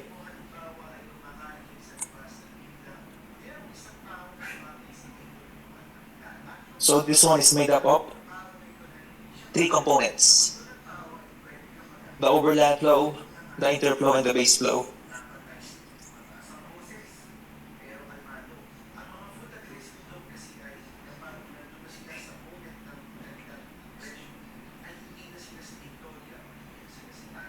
Okay, so this one is about the low application rate. Okay, we're talking about the most common way or the most popular terminology we use is a drip irrigation. Remember? But did you know that we have this another terminology used for drip? And that is micro. Okay? Micro irrigation.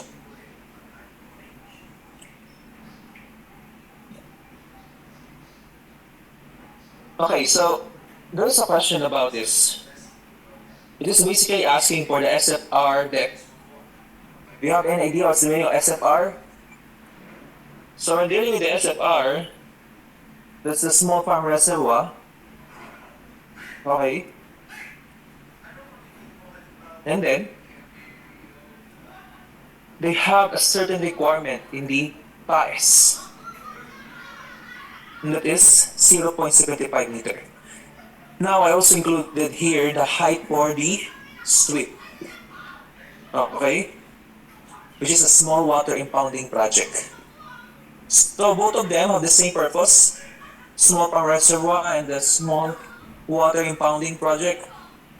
And what I want you guys to, to memorize is the sizes of the area of action. Okay? Which is the minimum size where you can build a SFR or a sweep. Because they have this minimum requirement, minimum area requirement for SFR and minimum requirement for a sweep. Okay?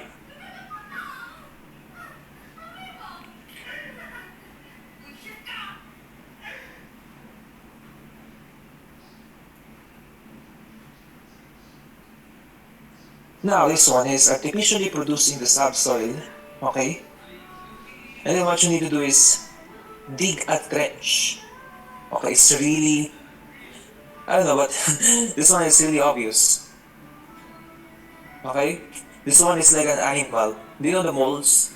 So moles are like small animal that like digging their own holes.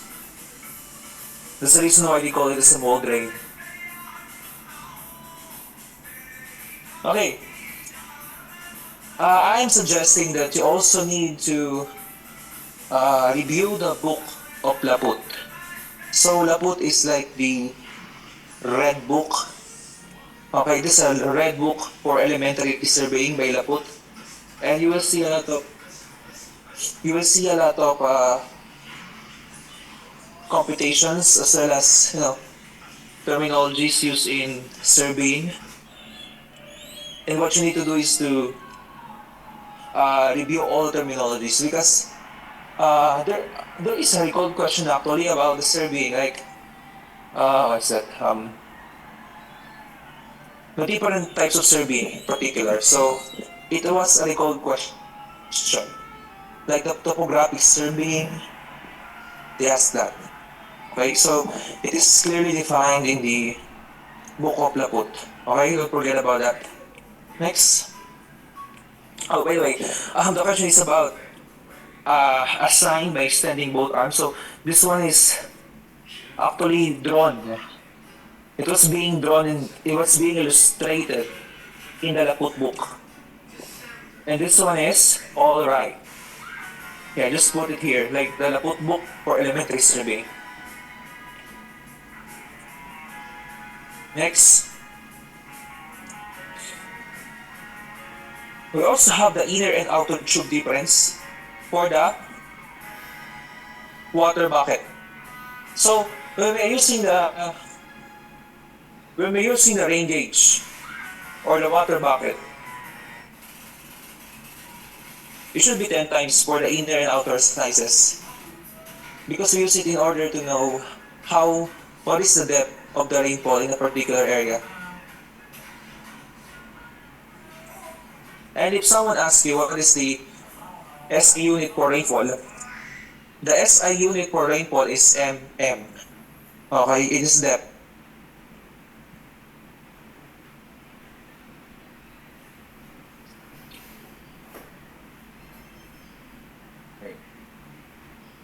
Next is the engineering drawing. So, actually, there are some questions involving engineering drawing and really a lot. Like a lot of questions involving this. But for the succeeding Abele, I think they just diminished some questions revolving around this engineering drawing. But for us, there's a lot of questions. So for the first question, it's about the perspective projection. And it was asking about the horizontal plane. So that should be the ground plane. And for this one, it's about the hidden geometry. What you need to do. Then this one is the section plane.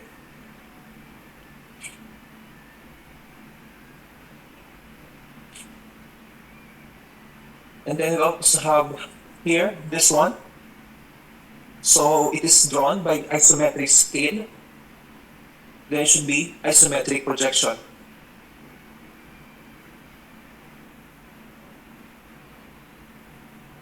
Then, if you cut a circle, or a sphere in particular, what will happen? So you will make a two section of ellipse and ellipse.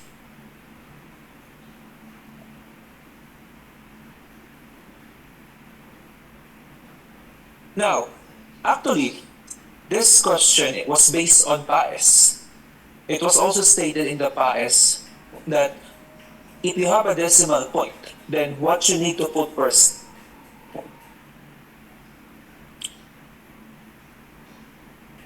So, if you have a decimal point, then you need to put 0 first, like 0 0.01, 0 0.1, 0 0.5.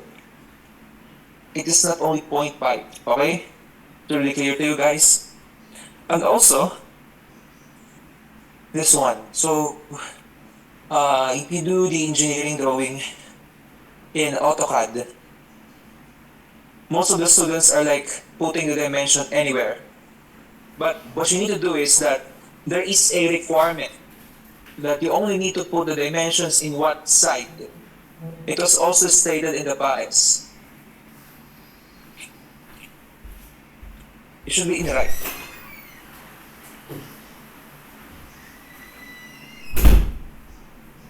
Next. So, if you are dealing with the right-hand side, ano ang tawag sa kanya? Then it should be the aligned system. Okay, very clear. Next. But how about this? If you have bottom only, how do you call this one? Then it should be unidirectional.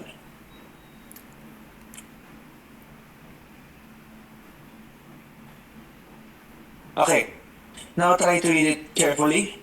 So this is not actually part of the recall, but I want you guys to, have an idea how to analyze a statement regarding dimensions.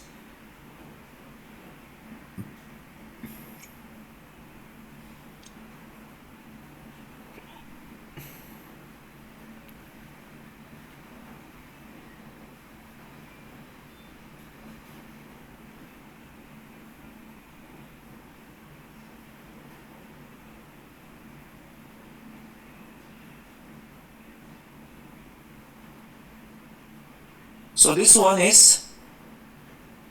should be written to the left. So it's really wrong, okay?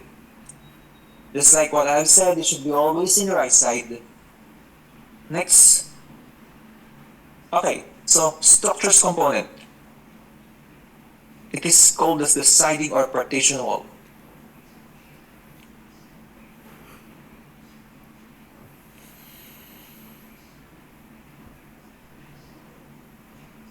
This one is the stud. Okay?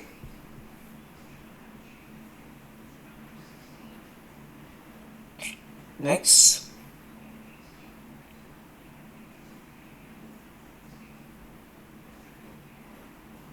Now, let's proceed to the slenderness ratio.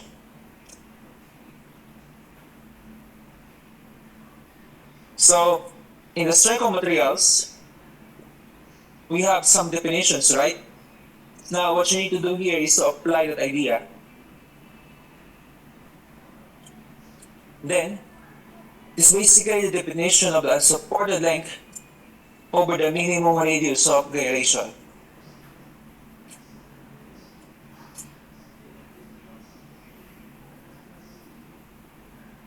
Okay, question for the pricing. By the way, you also need to memorize the grid sizes under the corn sheller. So corn sheller have their own definitions of the corn grids.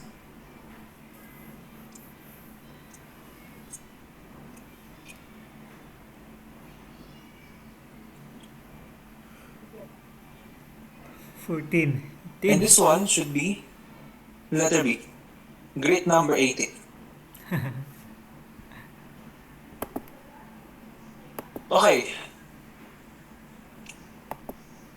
Electrification. So this one is normally drawn with hard dashed line. It can be also heavy dotted line. Now, what you need to remember is that when we're dealing with the drawings, I don't know, but I'm still hoping that there will be lesser engineering drawing questions in the ABELE for Area 3 because it doesn't even, where it's not even a engineering skill. It is actually a drafting skill, okay? So it's quite irrelevant with the engineering practice that we have. But yeah, they still included it in the ABELE 2019. So that's the right answer for this one. It should be field wiring. Next. How about this? This is the line from evaporator to compressor. I guess you need also to memorize the process of the refrigeration, especially the refrigeration cycle. Take note that the refrigeration cycle is also known as the reverse Carnot cycle. Okay, you should be aware of that. So when we have the refrigeration cycle is also known as the reverse Carnot cycle. And by the way, we will have again a break. So I'll be back with you guys again later.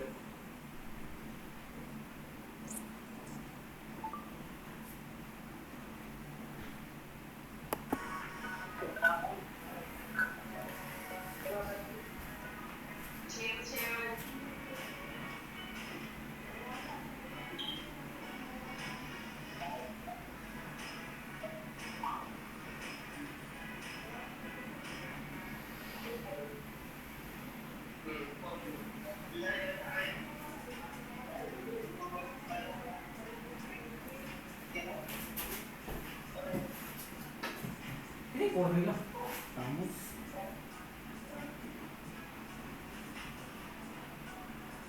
Wala pa nang mag-download ng graphics. Kaya kini bro, pagtanggal bro.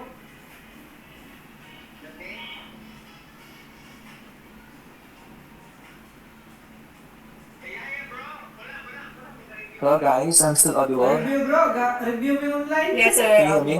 Okay. So we will proceed for this for number 87. So again, just like what I have told you guys earlier, what you need to do is to memorize the process of the refrigeration cycle or the reverse Carnot cycle. Okay. Also, the components is another thing. You need to memorize them as well, okay? And then, in particular, this one is about the the line between the evaporator to compressor. And as you can see, there's a lot of lines involved in the refrigeration cycle. But for this question, The right answer is the suction line.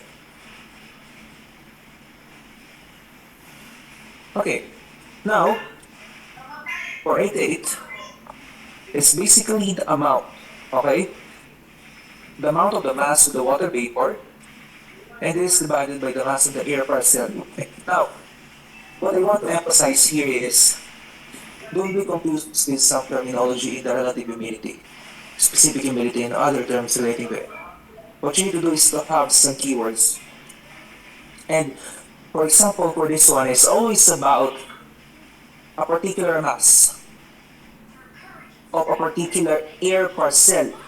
So it means that you are dealing with not about the not about the relative humidity as a general, but you are dealing with a specific, like a particle size of air sizes, air pores, or air parcels that you can consider. And that's the reason why you can easily know if it's specific or relative. Okay? And for this one, this clearly stated that you are dealing with specific. Okay? Ayan ka ng turtle bro. Also, we have some questions in transformers. Okay? And then, what you need to do here is to review some problem solving in transformers, but I end up dealing with terminology. So, I don't know if we have default question for transformer, but it's very common. Like, even in 2022 Abele and 2024, computation for transformers was asked. But on our time, it is like terminology only for the laminations. So, what is the use of laminations in transformers? That is strips, eddy currents.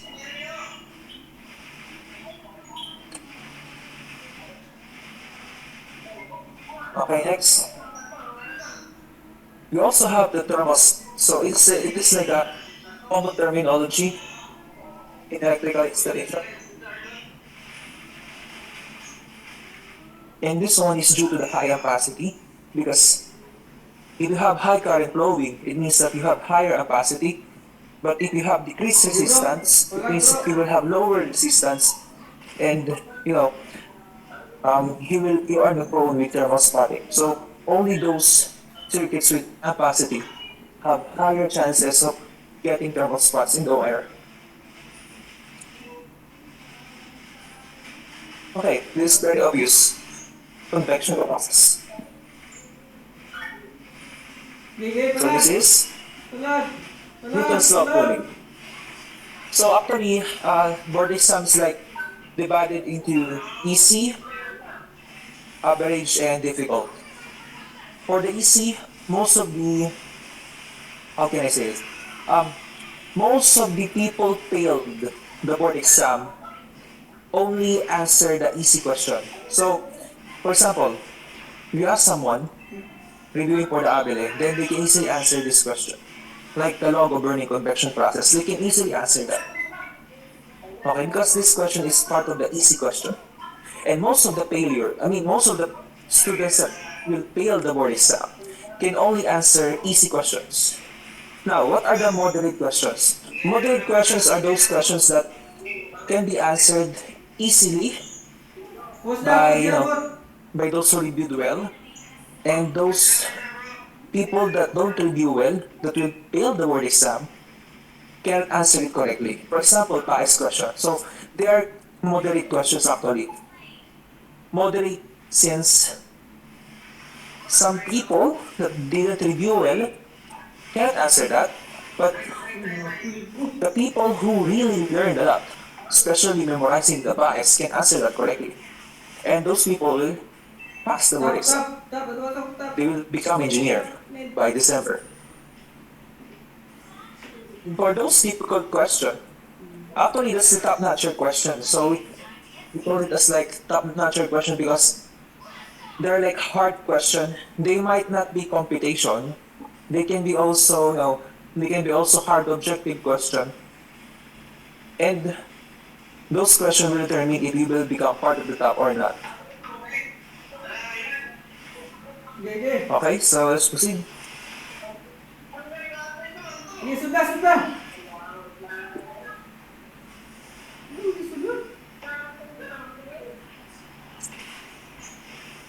Okay. Now, this question is not only a 2019 question, but also appeared for the succeeding exams. It's really popular. It is also part of the easy question, okay? So, even if you answer this, it will not guarantee you if you will pass the board exam or not.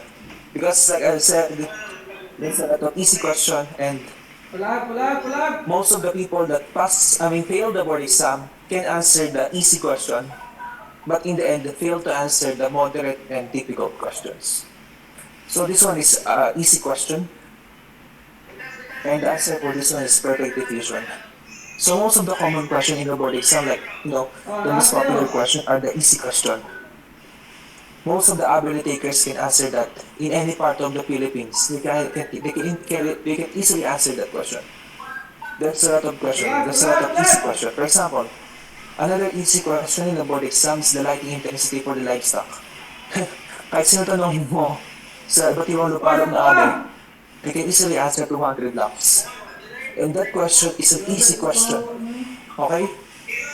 So please, just always ensure that you are not going to settle with answering the easy question. Because, you know, in the end, it will just make you feel, confident, but at the same time, answering easy question doesn't matter anymore. What you need to do is to go further, like answering harder questions. Like for this one, I can say that this one is like part of the moderate question. So can you answer this question? Like this is part of the elimination. Because a lot of students are really contented if they can answer objective question, but those objective questions are really easy. That's the reason why there's like a dividing line between the failures and the passers. Because those who failed the board exam cannot try more, cannot answer more questions than those who will pass the board exam. So can you answer this? Okay? So what you need to do here is just to calculate the elimination and end up with, uh, canceling out all of the necessary units and end up with the pictures. And with that, you will end up with 3 pictures. Again, another question. So this question is part of the easy question actually. So you just need to multiply 4 by 4 by 1.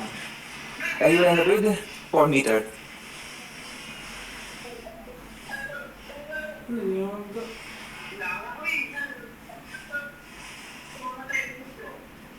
Okay. So there are questions like this. So these questions are considered to be moderate question,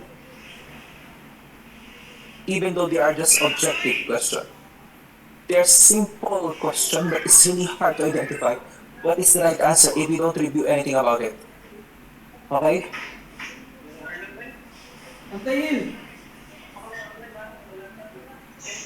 So do you have any idea? So when talking about the fans, especially centrifugal fans, then this one is producing high pressure but low in airflow. But in general sense, we have a major difference between a fan and a blower. Okay? Blower is something like the one that you see in, drying hair. So that one is producing high pressure. It's really hot, right? High pressure, at the same time, low airflow. That's the essence of the blower. While the mechanism of fan, it is just producing high airflow, but lower in pressure. But centrifugal fan is different. That's the reason why they consider to be high in pressure, but low in airflow. Okay, very clear?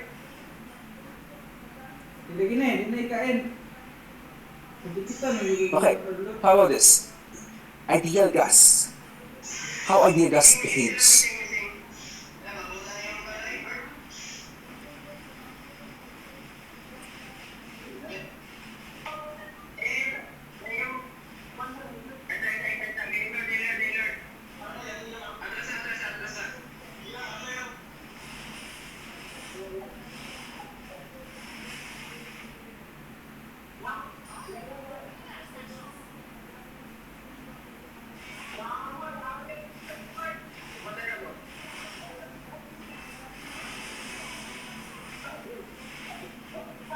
Okay, so ideal gas, so this one behaves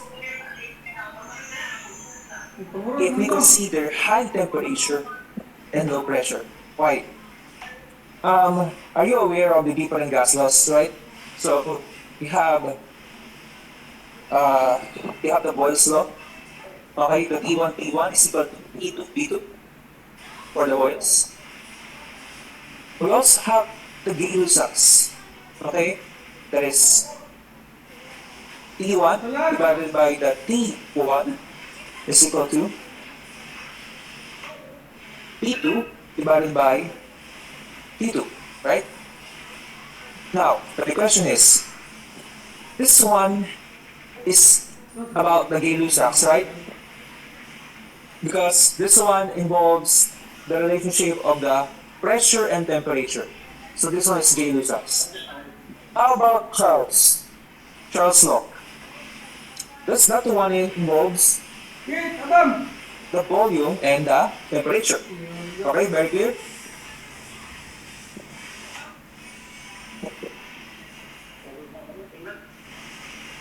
Oy, dito na! Okay, next. This is about the refrigerant. So what is the critical pressure and what is the critical temperature?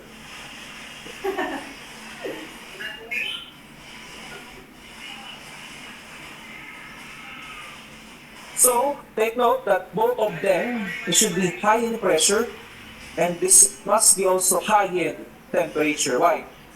Because if a refrigerant have a high pressure, then it can handle higher amount of heat absorption.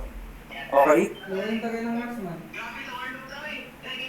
And that heat absorption, like for example, if that particular refrigerant absorbs heat from certain food, for example, what will happen is that it will pressurize by a compressor to move around the system in a refrigeration cycle.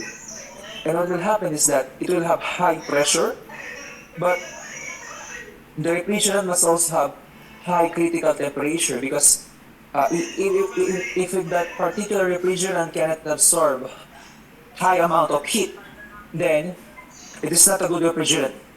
That's the reason why water cannot be used as a refrigerant. Take note of that because it just can absorb around 100 degrees Celsius and it will be evaporating. Okay? So we don't use water as a refrigerant because of that particular property.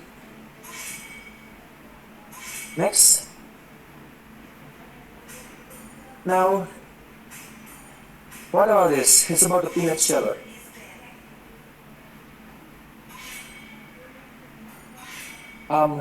This one is a question that you can only find at the last pages of the PAES.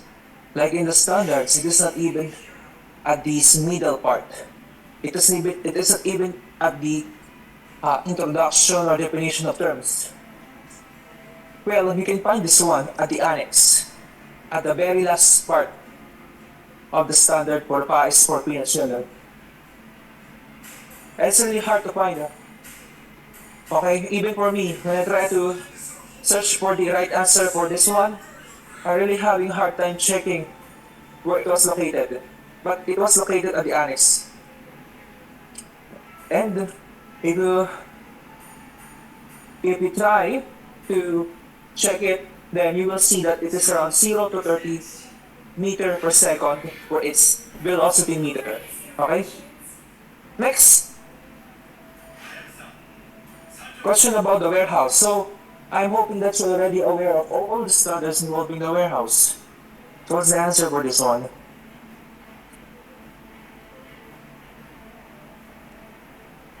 Well, it should be 1 meter above the ground. It is a standard. It should be always 1 meter or 1000 mm, okay?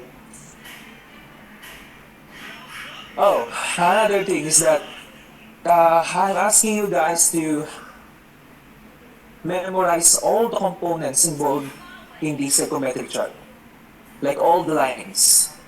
Especially for this one. Like the lines at diagonals. Any idea what's the lines and the diagonals?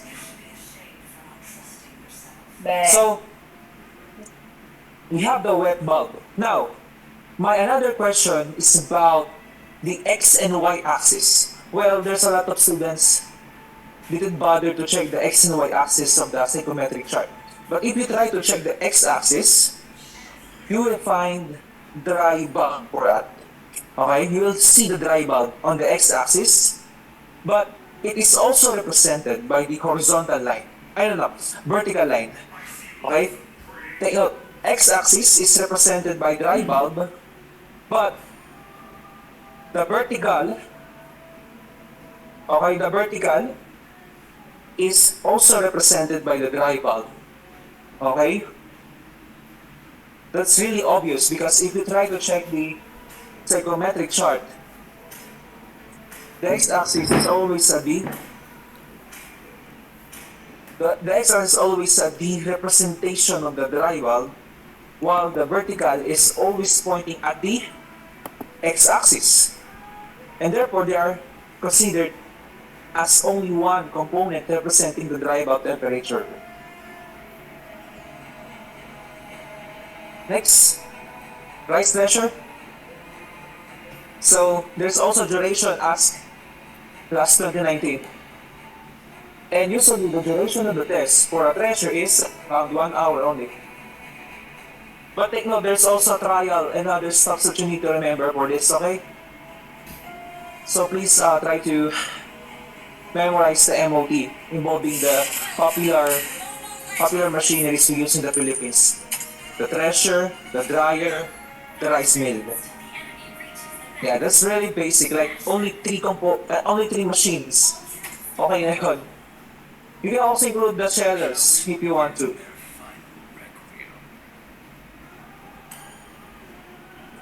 Next, we also have the convenience outlet and lighting outlets, and they have their own ampacity. And they are considered to be at 1.5 amperes.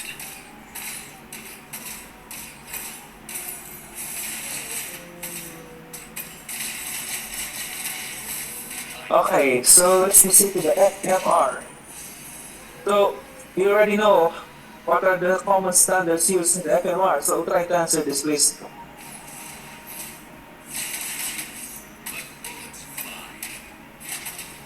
So for the storm drains, it should be 0.5%. Next, how about this? The minimum slope. Idea?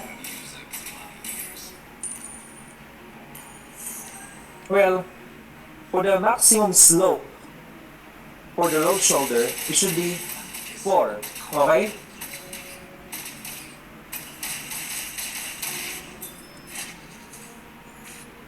And for the waste management, so these are only defined as the screen.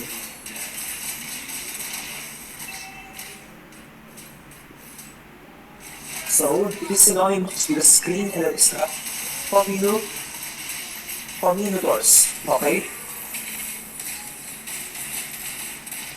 Then there's also some, these are the definition of terms in the FMR. So this one is mock excavation. I'm hoping that you already have read all those definition of terms in the FMR, as well as other definitions like if you try to browse more, like it is in the middle part. This is the middle part of the FMR. You will see the curing, and then in curing, there's a lot of different types of curing. And then there was a question way back 2021, I guess. It's about the straw curing. Like, what will happen is that you have a new road, like new cemented road, and what you need to do is to put some straw on it. Okay? And then what I'm trying to say here is that you need to memorize all of those, all of those terminologies under the curing, as well as other temperature requirements. Actually, there was a temperature requirement for the bituminous road. So that is around 180 degrees Celsius. So that is a 2021 question. the temperature for bituminous road. Like, if you have bituminous and you are able to apply it in the road, it should be around 180 degrees Celsius before applying it. Okay? So, those are like the common questions under the FMR. Besides the, besides the definition of terms, you should also consider the standards. Next, another FMR. So this one is about the control of missing type. So how many cycles? How long is the cycles? So this one is in 3 minutes. Okay? Only 3 minutes. Next. Oh, did you know that the slaughterhouse cannot be, cannot be located in an area that is really near the center, or nearly near a city center, or really near residential housing? Because there's a requirement for this. So how far is the slaughterhouse can be located in a city center or a residential housing? So this should be 200 meters. Okay? By the way, do you have any idea what's the meaning of RA 9003? If you try to read some laws, because we have a lot of related laws, right?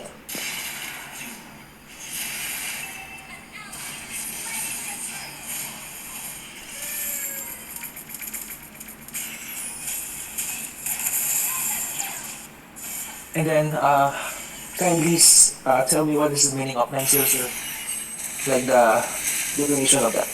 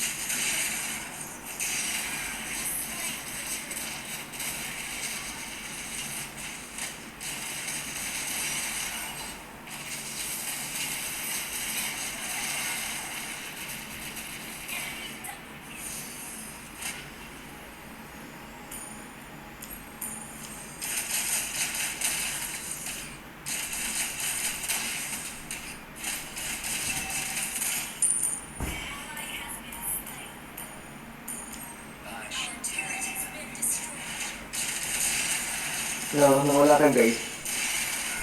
Hello, hello, hello. You're still there? Okay, so proceed. So RA 9003 is the waste management, right? So in terms of the Solid Waste Management Act, we ABE have a certain important part. Okay? And then what we are doing here is that we are dealing with the composting process of waste materials.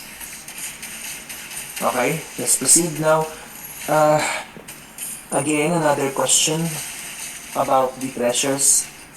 So, like what I have said, there's a lot of questions involving the methods of test. Not only in the area 1, but we can also see them in area 3. And this one is about the testing of the pressures. And this one is involves the straw length. So how long is the straw?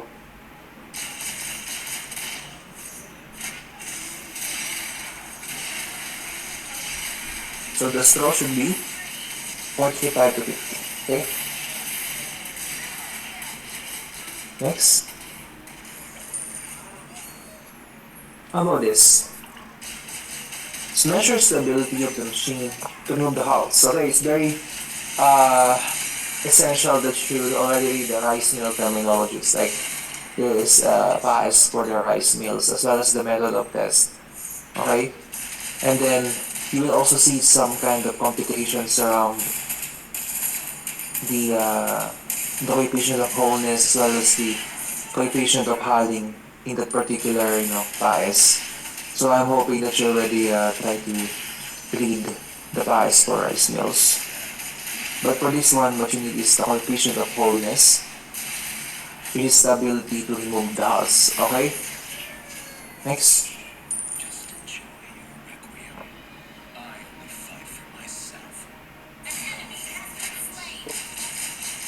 So, this one is under the thermodynamics. Now, it's about the reversible work. So, do you have any idea what the reversible work means? So, it is something like you can do in both ways, in vice versa. And in terms of thermodynamics, okay, in terms of thermodynamics, reversible work is always greater than the irreversible work. Okay, now, my question is, what's the meaning of adiabatic? Okay, well, adiabatic is basically a process with no work. Okay, if you see something like a thermodynamic process with no work, it is always to be an adiabatic cycle, okay, or adiabatic work. So, it deals with a process with no work required. Okay, next. Oh, this question is the one that appeared in 2024. So, I thought that this question will never appear again because it's really easy question. It's really a dumb question, actually. Because imagine, this question is asking about the electrical device. And it's really obvious what's the right answer for this one. Okay? And then, when I try to check the 2024 recall question, I see this question again, like, oh, why this question appeared again? It's really a dumb question. It's really an obvious question.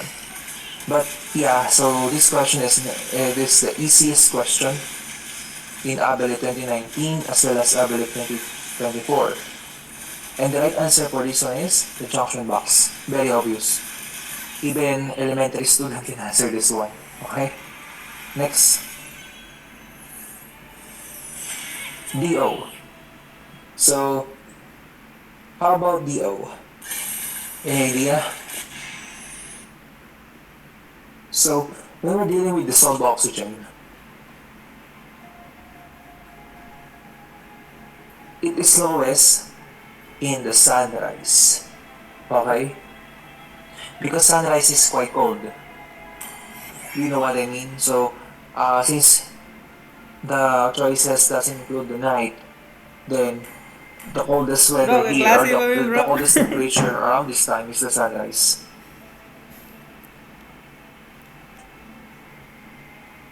Again, so this question actually is not part of fluid mechanics. At first I thought it is part of fluid mechanics, but when I try to check the PAS for irrigation structure, it is located at the last pages.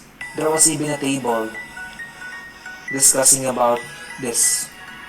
Okay? So this one is a Doppler. Okay? This is about the measurement of the velocity of the change of the light source. Okay? Next, so this one is again another question, but this is based on the National Building Code. So it was clearly stated in the problem or in the question that according to the National Building Code, what is the live load that we can put in a certain elevator? Well, we always need to consider a 50-50 assumption always. If we don't know if we don't know what's the standard, if we don't know what is the specific percent, then we can always stick with 50%. Okay?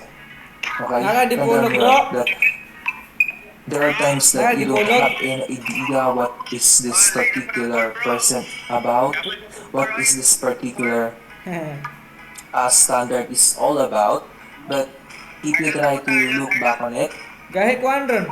there are times that Ano, you gahe just ko need to niyo. divide it by 2. Okay?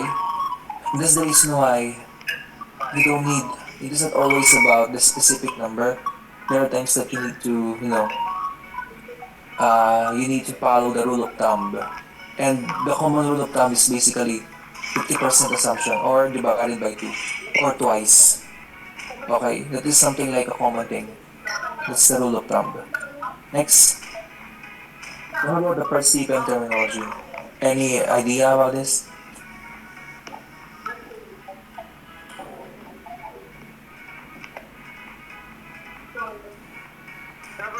Ita bro.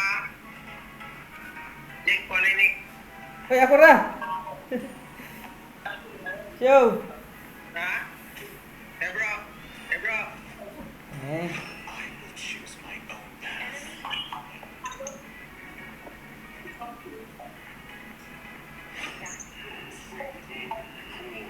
Oh, by the way, we will have an overtime. Okay? So, actually, we need to stop around 10:30, but we will have our discussion until 11:30. Okay? So, it will be a 6-hour lecture. So, kapit-kapit lang. Okay? Laban lang. So, I guess it's already 10:39 in the Philippines. Okay? So, for this one, it is a dummy activity. Okay? Swap me, ako'y mid. Sige, swap me. Next. Nagandaganan na ni mo bro. Oh, there are some students telling me that Isa na si they already Oxford. changed the computation for the warehouse dimension. So right now, Ako'y mid. what they're doing is Nayaga. the PRC will give you a certain amount of area. Then what you need to do is to compute back. Pabaliktad na siya. To compute back how many kabans you Ayaw can na. put Uy, inside ka in na. a particular warehouse. So what I'm trying to say here is that May you bakuan. May always pag... need to memorize what is the standard, in particular these Gawin po kayo sa Melissa. dimensions in the pangas for warehouse. Because hindi natin alam, we don't know what will be the next question. Like, we don't know what will be the new question involving the warehouse dimension calculation. Maybe this question will appear by 1025, like the same, very same question. Or maybe they will just use like the one that was used last year. I don't know, but I'm still hoping that you still have Isa na si Kuan. an idea how to apply Oxford. the recommended dimension in a particular number of kabans of rice or any products. So for this one, if you have 10,000 kabans of any kind of product, then you will need 10 meter by 30 meter for that. Next.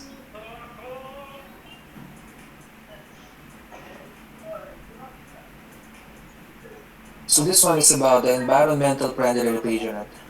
So it's really obvious that CFC is not already part of this one.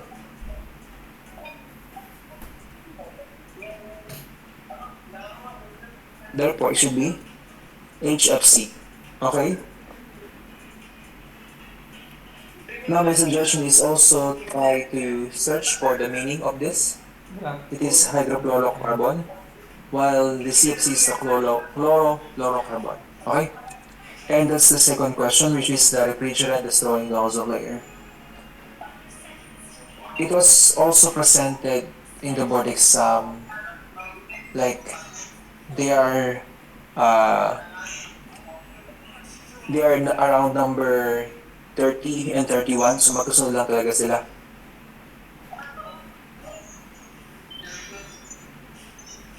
Next. So this one is about the types of concrete. So when you pour a concrete and then first the tendon before you tension it, what's the meaning of this? So it's really obvious because Nay? you put first, you put the concrete first before you do the tensioning of your tendons, or in particular the rebar. Okay, the rebar or reinforcement bar in your system. So it is post tension concrete. Oh, tapos yung ililin. Naman. Natulog ka siya? Dapat na rin. Wow.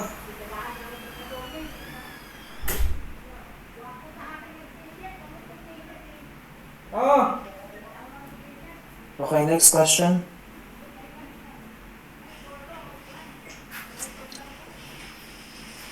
So this one is adiabatic compressor. So what is the characterization of this? Well, I just mentioned that adiabatic have no work. Okay? But take note, it doesn't mean that adiabatic compressor doesn't also involve the work. So this one also involve the work. Okay? Bantay. Bantay And dia. this one is increases enthalpy with the work input. Now try to read this problem. Sige rin. So it is quite ambiguous, like it's really hard to identify, but try to read it carefully.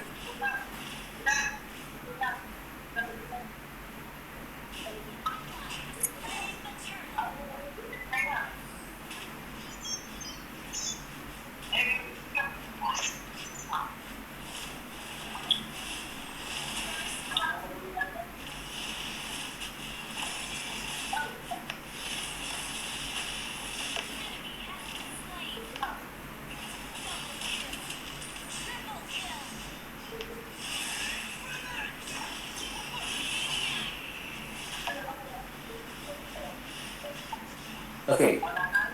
By the way, just a quick review.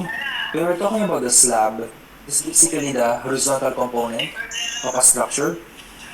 It's slab horizontal, while the column is the vertical. Okay? Don't forget about that. Slab and the column. So the answer for this one is flat slabs only. But as you can see, they're all the same. They're all the same, like flat slab and flat slab. Okay? Dili And na tulog. when I'm trying to Dili dia sa salog sa when I'm salog. trying to answer this question, I thought that maybe the flat slab is the right answer. But when I try to search for this one, it will be also flat plates. But in the board exam, A and B are the same. Okay?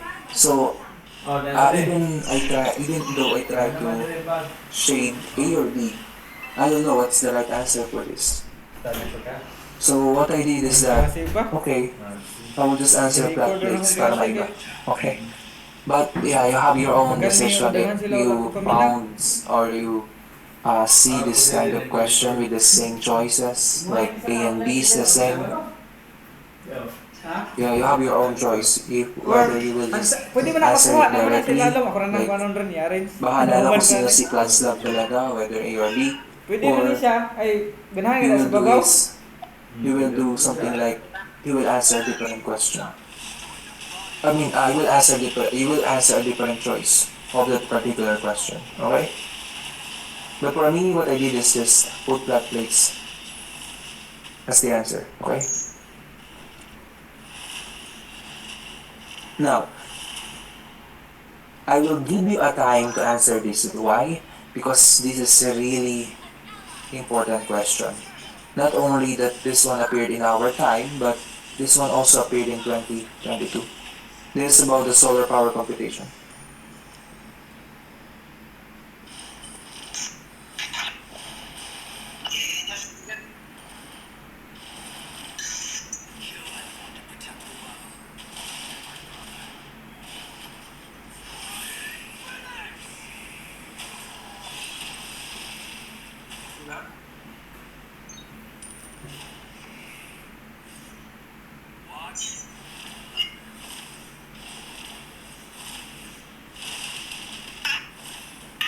Okay?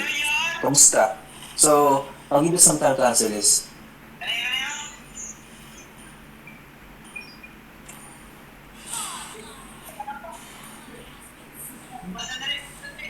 Patay ang tap.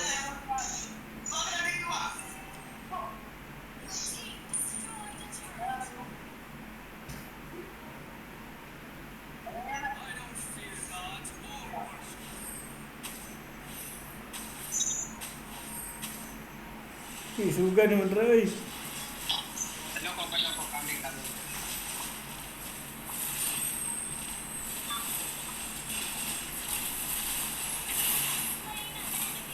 Kak, suga. Kedai ang marksman alik, diri ko. Ada ang marksman.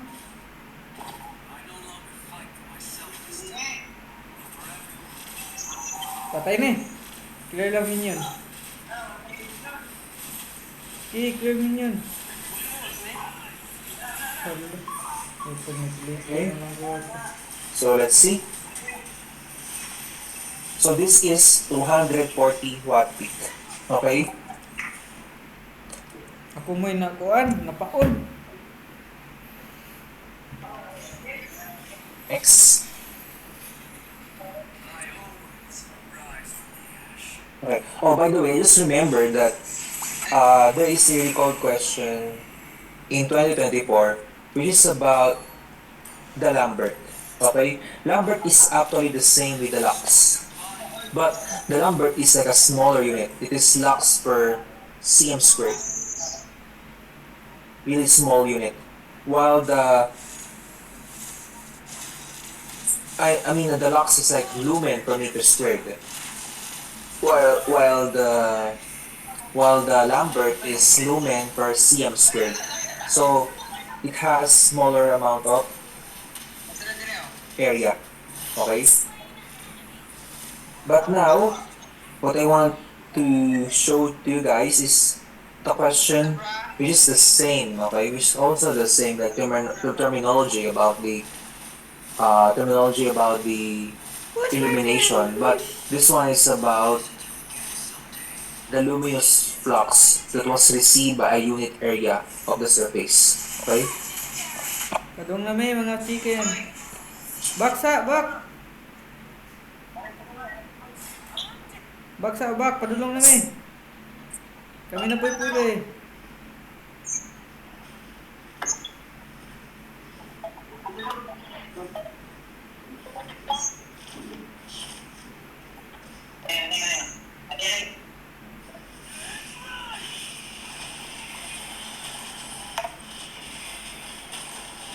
Well, the answer for this one is illumination. Okay, now, what would happen if your illumination was multiplied, okay, by a coefficient? So, take note that if your illumination was multiplied by a certain coefficient, then it is already a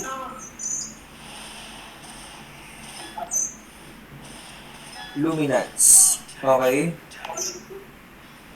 Luminance. Because there's a lot of, terms that is really interchangeable in illumination. But the problem is, it was not clearly discussed. So, what I'm trying to say is that you need to memorize also that. We also even have our own PAES for you to check what's the SI unit. So, actually, the SI unit for the illumination is candela.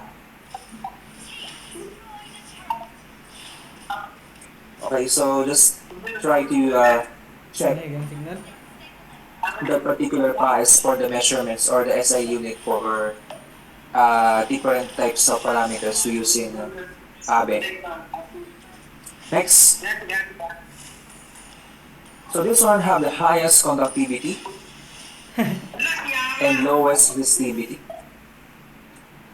Yeah, this one makes sense because if your material is high in conduction, then it has a very low resistance, right?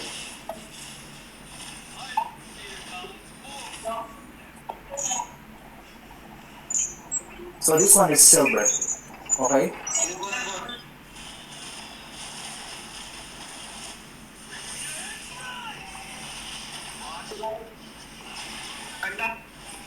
Next. Wala tayong marksman. Ambot, asa? Oh, wait. Sayang. By the way, even though this material is not the highest in conductivity, and it's not even the lowest in terms of resistivity, it is considered as the most economical. Okay? The most economical material for Marksman, electrical tuyo na marksman. purposes. What is that? Wala na itong marksman eh. So we're dealing with the most economical material, the most economical metal. There's one thing. Okay, there's only one thing that we use in electrical purposes.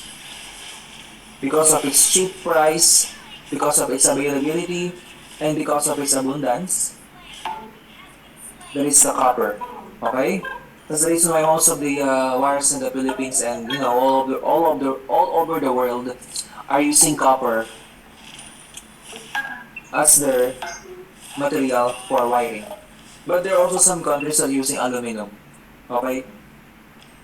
The only good thing for aluminum is its weight.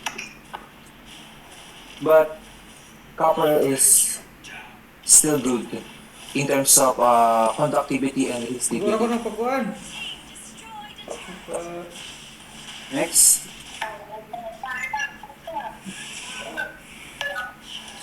Now, this one is a material with high resistance. What is that?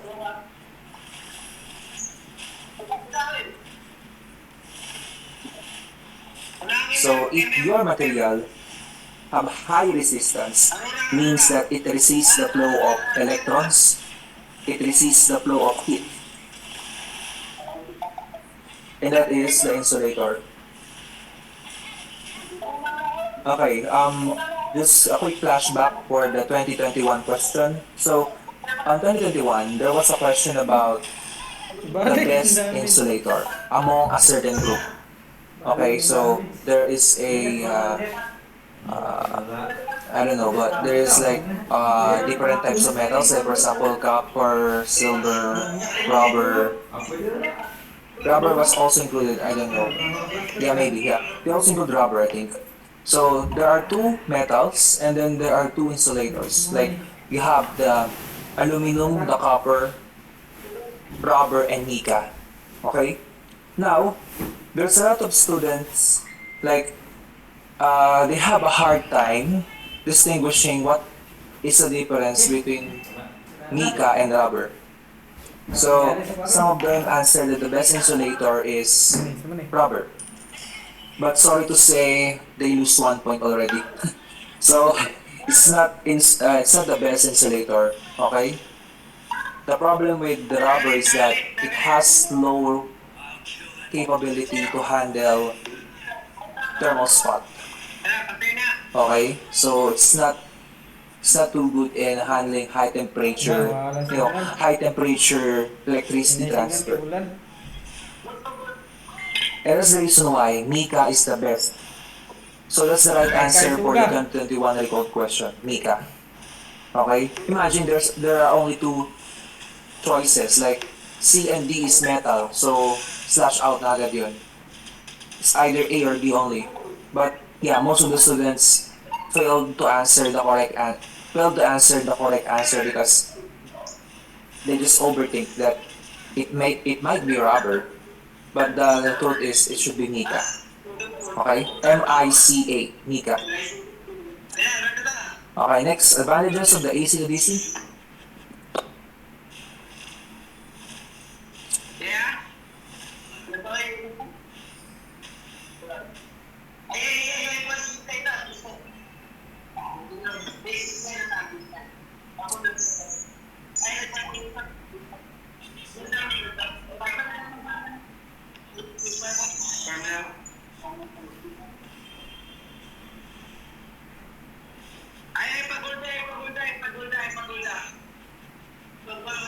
So let's take note that there are some advantages of AC against the DC.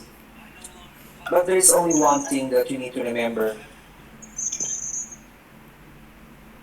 and that is high voltage drop. This is a negative trait. Okay? This is a negative trait. Like having a high voltage drop is considered to be a negative trait for a particular AC system. It should be low voltage drop. Because in most of the design, voltage drop is considered to be a loss. It is a voltage loss. And that voltage loss is one of the problems, especially in the, in developing countries because we don't have a very good distribution system. And that's the reason why we are experiencing voltage drop when you're transferring AC from different locations. For example, you have the grid and you want to transfer it to the substation. Then yeah, there's a common problem like it will have a high voltage drop. And who's the one paying for that voltage loss? Is it the government? Is it the cooperative? Or is it the people, the consumer? Well, if you try to check your electric bills, you will see there that you are the one paying for that particular voltage loss. Imagine. So, there is like a percentage for your monthly bills that you are paying for that voltage loss.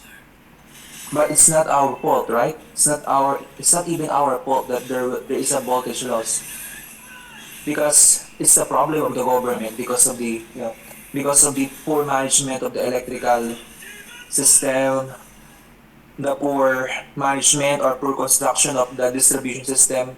But in the end, we are the one paying for that. Also, I will share later you guys some materials in particular for the renewable energy, and then you will realize there that we are also paying for the FIT. So actually we have the FIT or the feed-in tariff, but the feed-in tariff is used in order to establish new renewable resources. Okay? So the feed-in tariff can be used for the establishment of new solar, new solar or new biomass facilities. And it is a recall question as well. So you really need to remember all of those FIT in our renewable resources.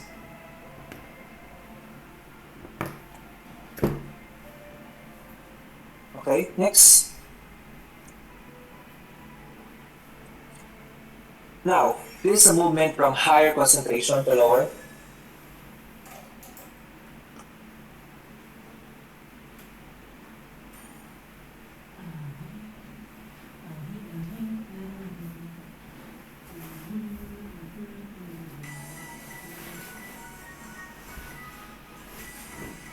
So this one is mass transfer.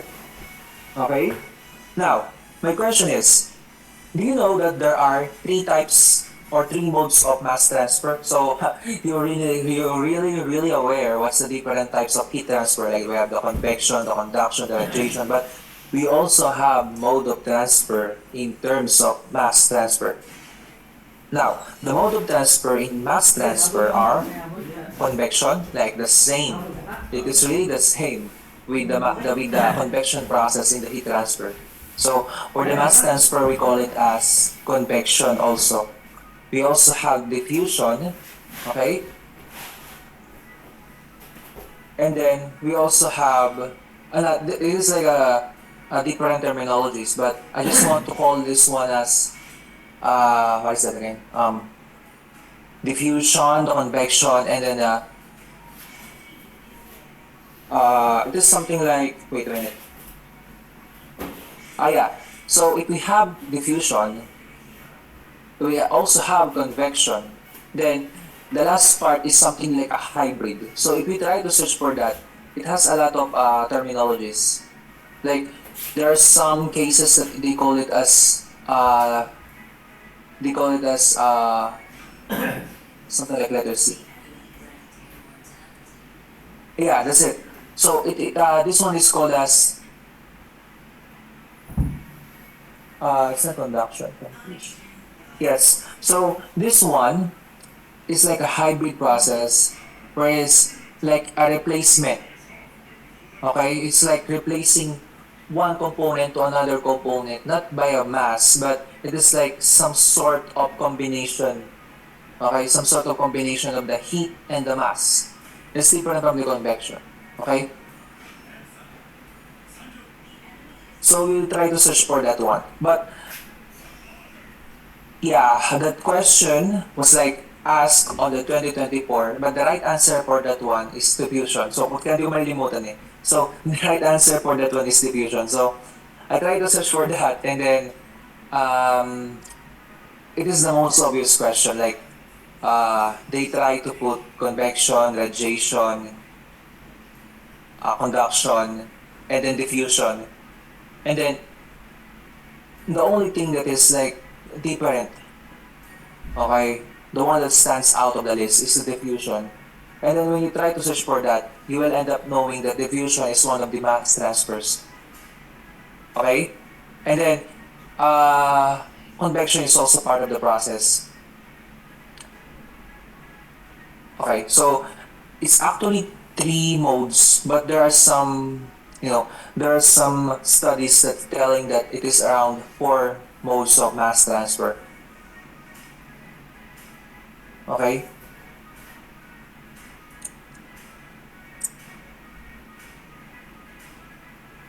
Yeah, it's not diffusion, it's different. But diffusion is also part of it. Okay, next. Okay, so kindly answer for this one is line parallel to the vertical plane.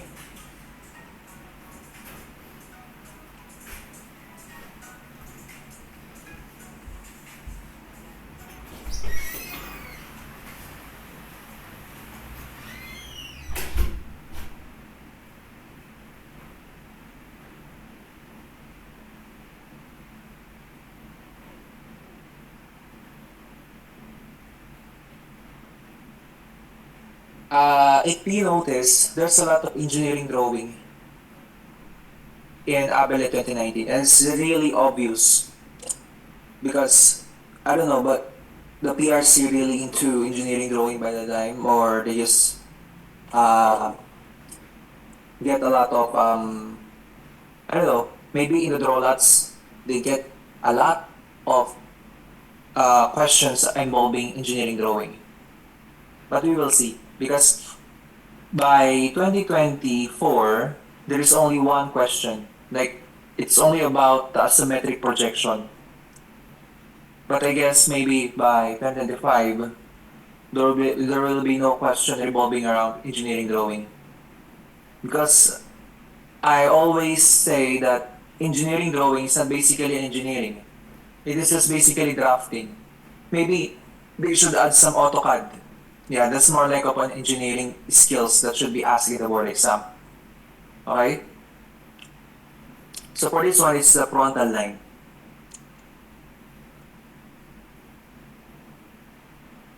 Next.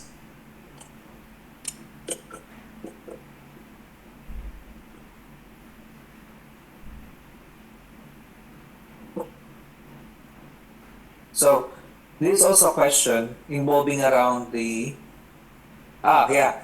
So if we have section plane, then we also have a line in order to show the hidden components, the hidden parts of your system.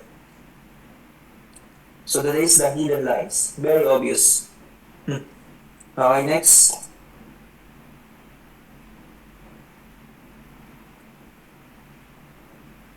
Now, what about a question that is about the hidden parts inside or the back of the object? But this one is like different. It is orthographic projection now. Okay? I heard it.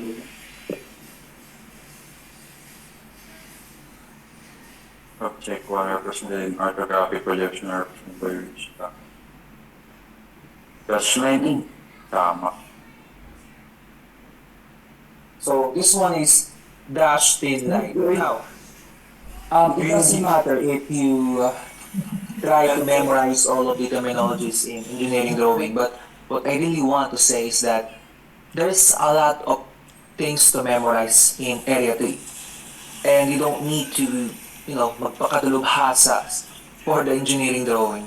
Because like what I've said, it just happened in our time that there's a lot of engineering drawing. Like, there are more than 10 questions. We encountered a lot of engineering drawing questions in Area 3. But for the succeeding years, I didn't see any questions involving around engineering drawing na ganun na karami.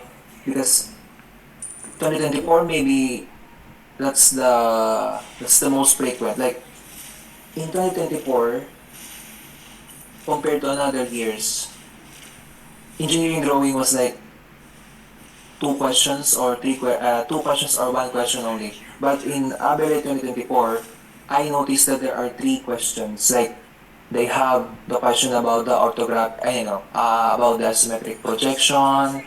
They have a question about the ellipse. The ellipse. If you cut a section of a sphere, then you will get the ellipse.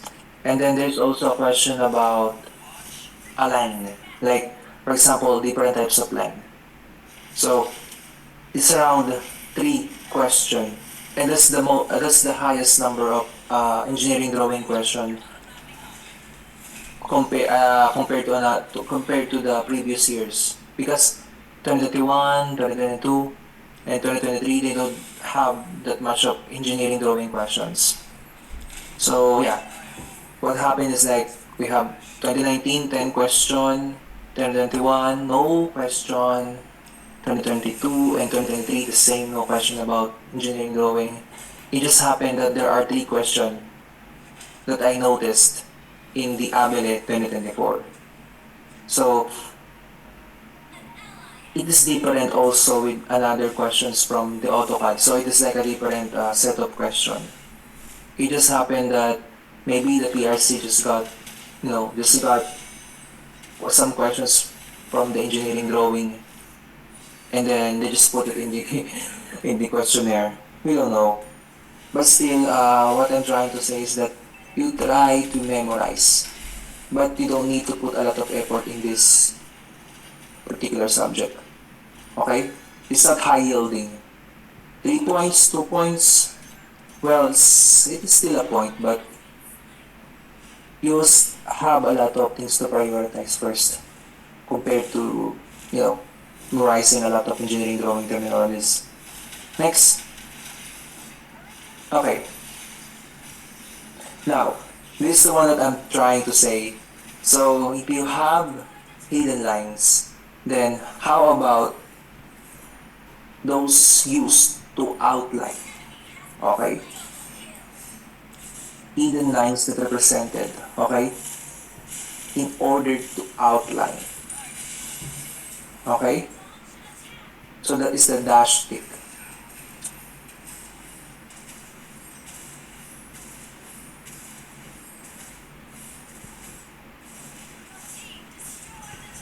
Next.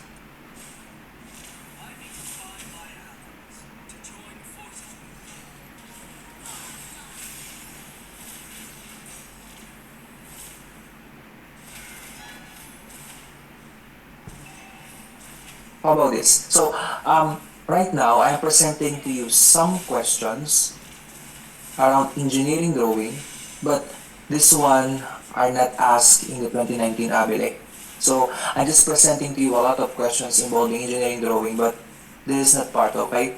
The last question that is part of the engineering drawing recalled is about the hidden lines. So, for this one, this is the dash line. Okay, now we will go back to some recalled question again. So this one is a recalled question again, but this one is about a circuit, okay, which is defined that the voltage is the same throughout all parts. Take note, delta and Y is also a part of connection, but this one is used for transformer connection. Okay, delta and Y connection is mostly used for transformer resistor connections.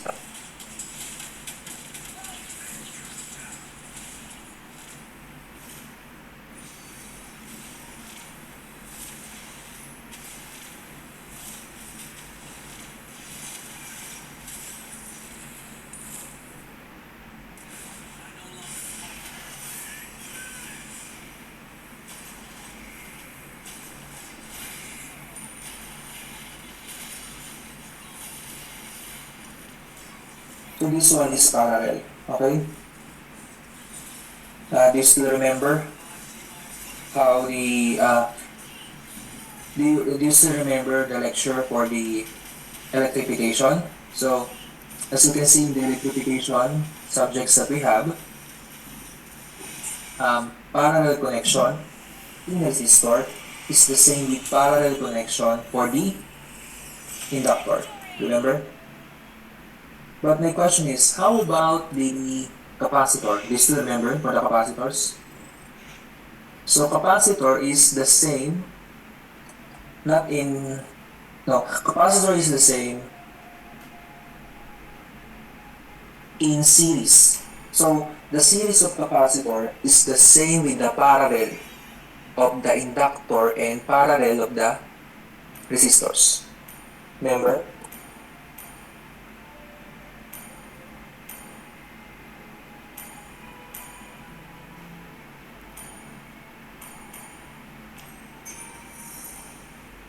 Okay, next.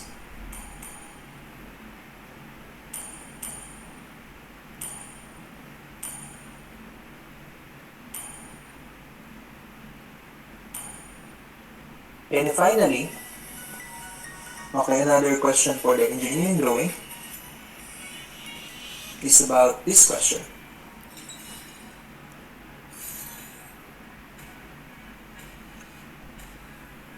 Okay, so this is the last question actually, which is parallel to each other, but take note, perpendicular to the plane. Okay, so this one is called as the orthographic projection. And take note, this is the third question that involves in the engineering drawing section of ABEL 2024. Okay, so we have the isometric projection, the orthographic projection, and then a question about the section plane for the ellipse. Okay, and I'm hoping that you learn a lot in this lecture, and I'm gonna stop sharing my slide. Okay. It's already, what time is that in the Philippines? Okay.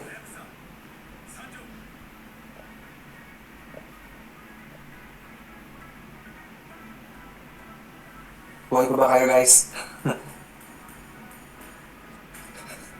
Buhay pa ba? Okay pa, okay pa. Okay, so I think that's all, and I'm hoping that by the next sessions that we will have, we will talk more about particular questions, not only around 2019, but also about checking if you already know what are the questions that is around the area of 2010 to 2019. Why? Because there is like a huge gap. Okay, there's like a huge gap of the questions from 2010 to 2019 that is also still part of the new test bank.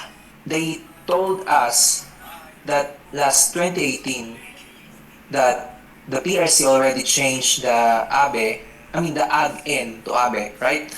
They told us that they will change the test bank. They told us that there will be some new set of questions. Then what happened is like 2018 is the first time that the PRC already called AG-N as ABE board exam. That's the official start, 2018. So on 2018, I thought that there will be new set of test bank. But in reality, 2019, we also received the same test bank. And nagulat pa ako because there was a pandemic, right? And then there were no 2020 ABELE. But on 2021 onwards, there is still a lot of questions involving around 2010 to 2019 they called questions. So that's the reason why I'm trying to say is that there is like a huge gap, okay? A huge gap of 2010 to 2019 question compared to the 2021 to 2024, because as you can see, this particular gap is about the number of questions involved in the question bank. Meaning, there's still a lot of question from 2010 to 2019 stored in the question bank compared to the question made from the year 2021, post-pandemic, 21 to 2024. It only means that you should be aware that most of the question might come from the range of 2010 to 2019, which is pre-pandemic, compared to the question from the post-pandemic. Okay? Because this is quite obvious. Imagine 9 years of collection of questions compared to the 4 years collection of new questions. And take note that most of the question, this is a question from a student actually. What if there's a PAES question, okay, a PAES question, and then the question is about a standard that was already changed. Okay, for example, we have the warehouse design. Actually, this was a scenario about the warehouse dimension. So, he asked about the warehouse dimension for the 2000. What is the old warehouse PAES? I think the old warehouse PAES is 2002. And then there's also a PAES for warehouse on 2015. Then there was like a difference between the two. A huge difference in not a huge difference in terms of the standards, but there's a huge change in terms of a particular table. Remember, if you have 10,000 kabans, then you need 10 by 30, right? But if you try to compare the old PAES to the new PAES 2015 for the warehouse, they add something like a new classification. So I suggested that PRC will not give a new question. Okay, so if they try to put a new question, and then what you need to do is just to base your answer from the old PAES. Okay, because you can know if it's old PAES or not based on the standard given and the choices given. Okay, so just don't forget that.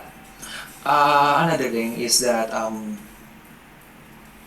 oh yes, by the way, another thing that I want to emphasize here is there is also a scenario, okay? There is also a scenario where you guys will notice that there are some alien symbols. That's the thing that I really hate about. Like, they will I don't know, but when the data bank was sent to the PRC, there was something like a typographical error in terms of decoding, because all of the questions are decoded.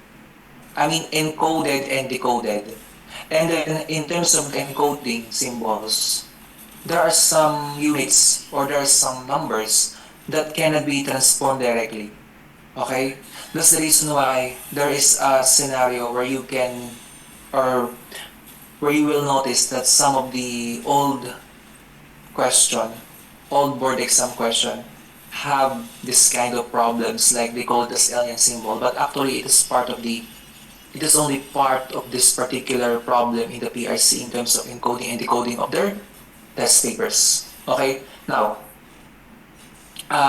if we have more sessions, I will give a deeper focus on how you can map out the different questions. Like, you will have your own test bank, like a simulated test bank. Okay? So, my question now is that, do you have already a set of recalled question?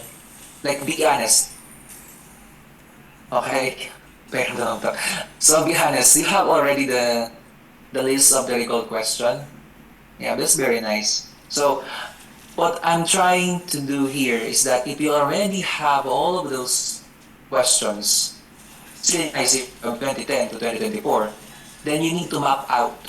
Like, when we're talking about mapping out, you will derive or you will extract all of the question, like the same question. For example, 2010 PAEX question, okay? 2010 PAEX question, 2011 PAEX question, and so on until 2024 PAEX question. Then you can map it out. And then you will see that, oh, 2019 have a question about 10,000 kabans. Then it also appear on 2021 and also appear on 2022. Then mamamap mo siya na wala na palang ganong tanong for the 2023 and 2024. That's the thing that you should do first actually. Actually, this kind of technique should be done like 3 months before the exam or 4 months before. Because with that technique, you can know kung nasan na kayo. But for now, it doesn't matter if you like, if you're like trying to absorb all of those knowledge. Okay, it's because maybe as you can see, you only have how many days? 30? You only have 30 days or more than 30 days before taking the boards. And then you might feel like you don't need to do that anymore. But still do that.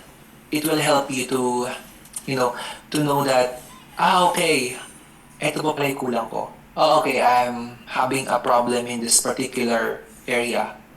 Because I clearly remember that some hard math, there are like hard math questions way back 2017, 2018, 2019 that are no longer appearing in the succeeding board exam. For example, there are no harder math in terms of analytic geometry. So I don't know, but analytic geometry was already removed because when I'm trying to check all of the question banks, there are some questions involving around the circle calculation and then the ellipse calculation, like finding the center, finding the radius. But let's see if it will appear in 2025. But take note, 2024 is quite different because for the very first time, I saw a recalled question for the 2024 that there is a DE question. DE it's not about DC. It's not differential calculus, it's differential equation question. But take note, hindi naman ganun kahirap yung tanong sa DE. So, 2024 question, like for the very first time that I saw it, it is a DE question, but it is only about the first degree, second degree, third degree. Like, you will identify what is the degree and the order of that particular differential equation. So, it is part of the introduction of differential equation. It is the first lesson actually. So, the first lesson for differential equation is like, you will try to determine its order, you will determine its degree, and that's the question that appear in 2024 ABNE. It's not too hard actually, but if you try to map out all of the recalled question, magugulat kayo na may mga bagong question pa rin naman, just like that. Like, it is the first time that I saw a DE question, but introductory DE. It's not like you will solve a DE equation. A differential equation. It's not like you will solve the y prime. Because when you are dealing with the differential equation, you're solving for the y prime, right? Or y double prime. So, yeah, I guess that's all for the essence of mapping out your recalled question, because right now you already have the knowledge, you already have the capability to answer some questions related to ABE. But again, like what I'm telling to you guys, that wag kayong don't settle with the easy question. Again, all of the ABE in the whole Philippines can answer the lighting requirement for the livestock. They can answer the laws governing the heat transfer. They can answer all of it. Okay, so those are low yielding question. Okay, they are low yielding question, but it is required to answer that correctly. Doesn't mean na madali siya, imamali nyo na. So that's the reason why it's easy, right? So I guess that's all, but I'm suggesting you guys to just, can you open your camera please so we can have some kind of photo op before we end this lecture, okay? Where are you guys? Sorry, it's already 11:30, right? Okay, so pakita na lang kayo, okay? Okay, let's start. Okay, 1, 2, 3, smile. Again. 1, 2, 3. Okay, bababa tayo.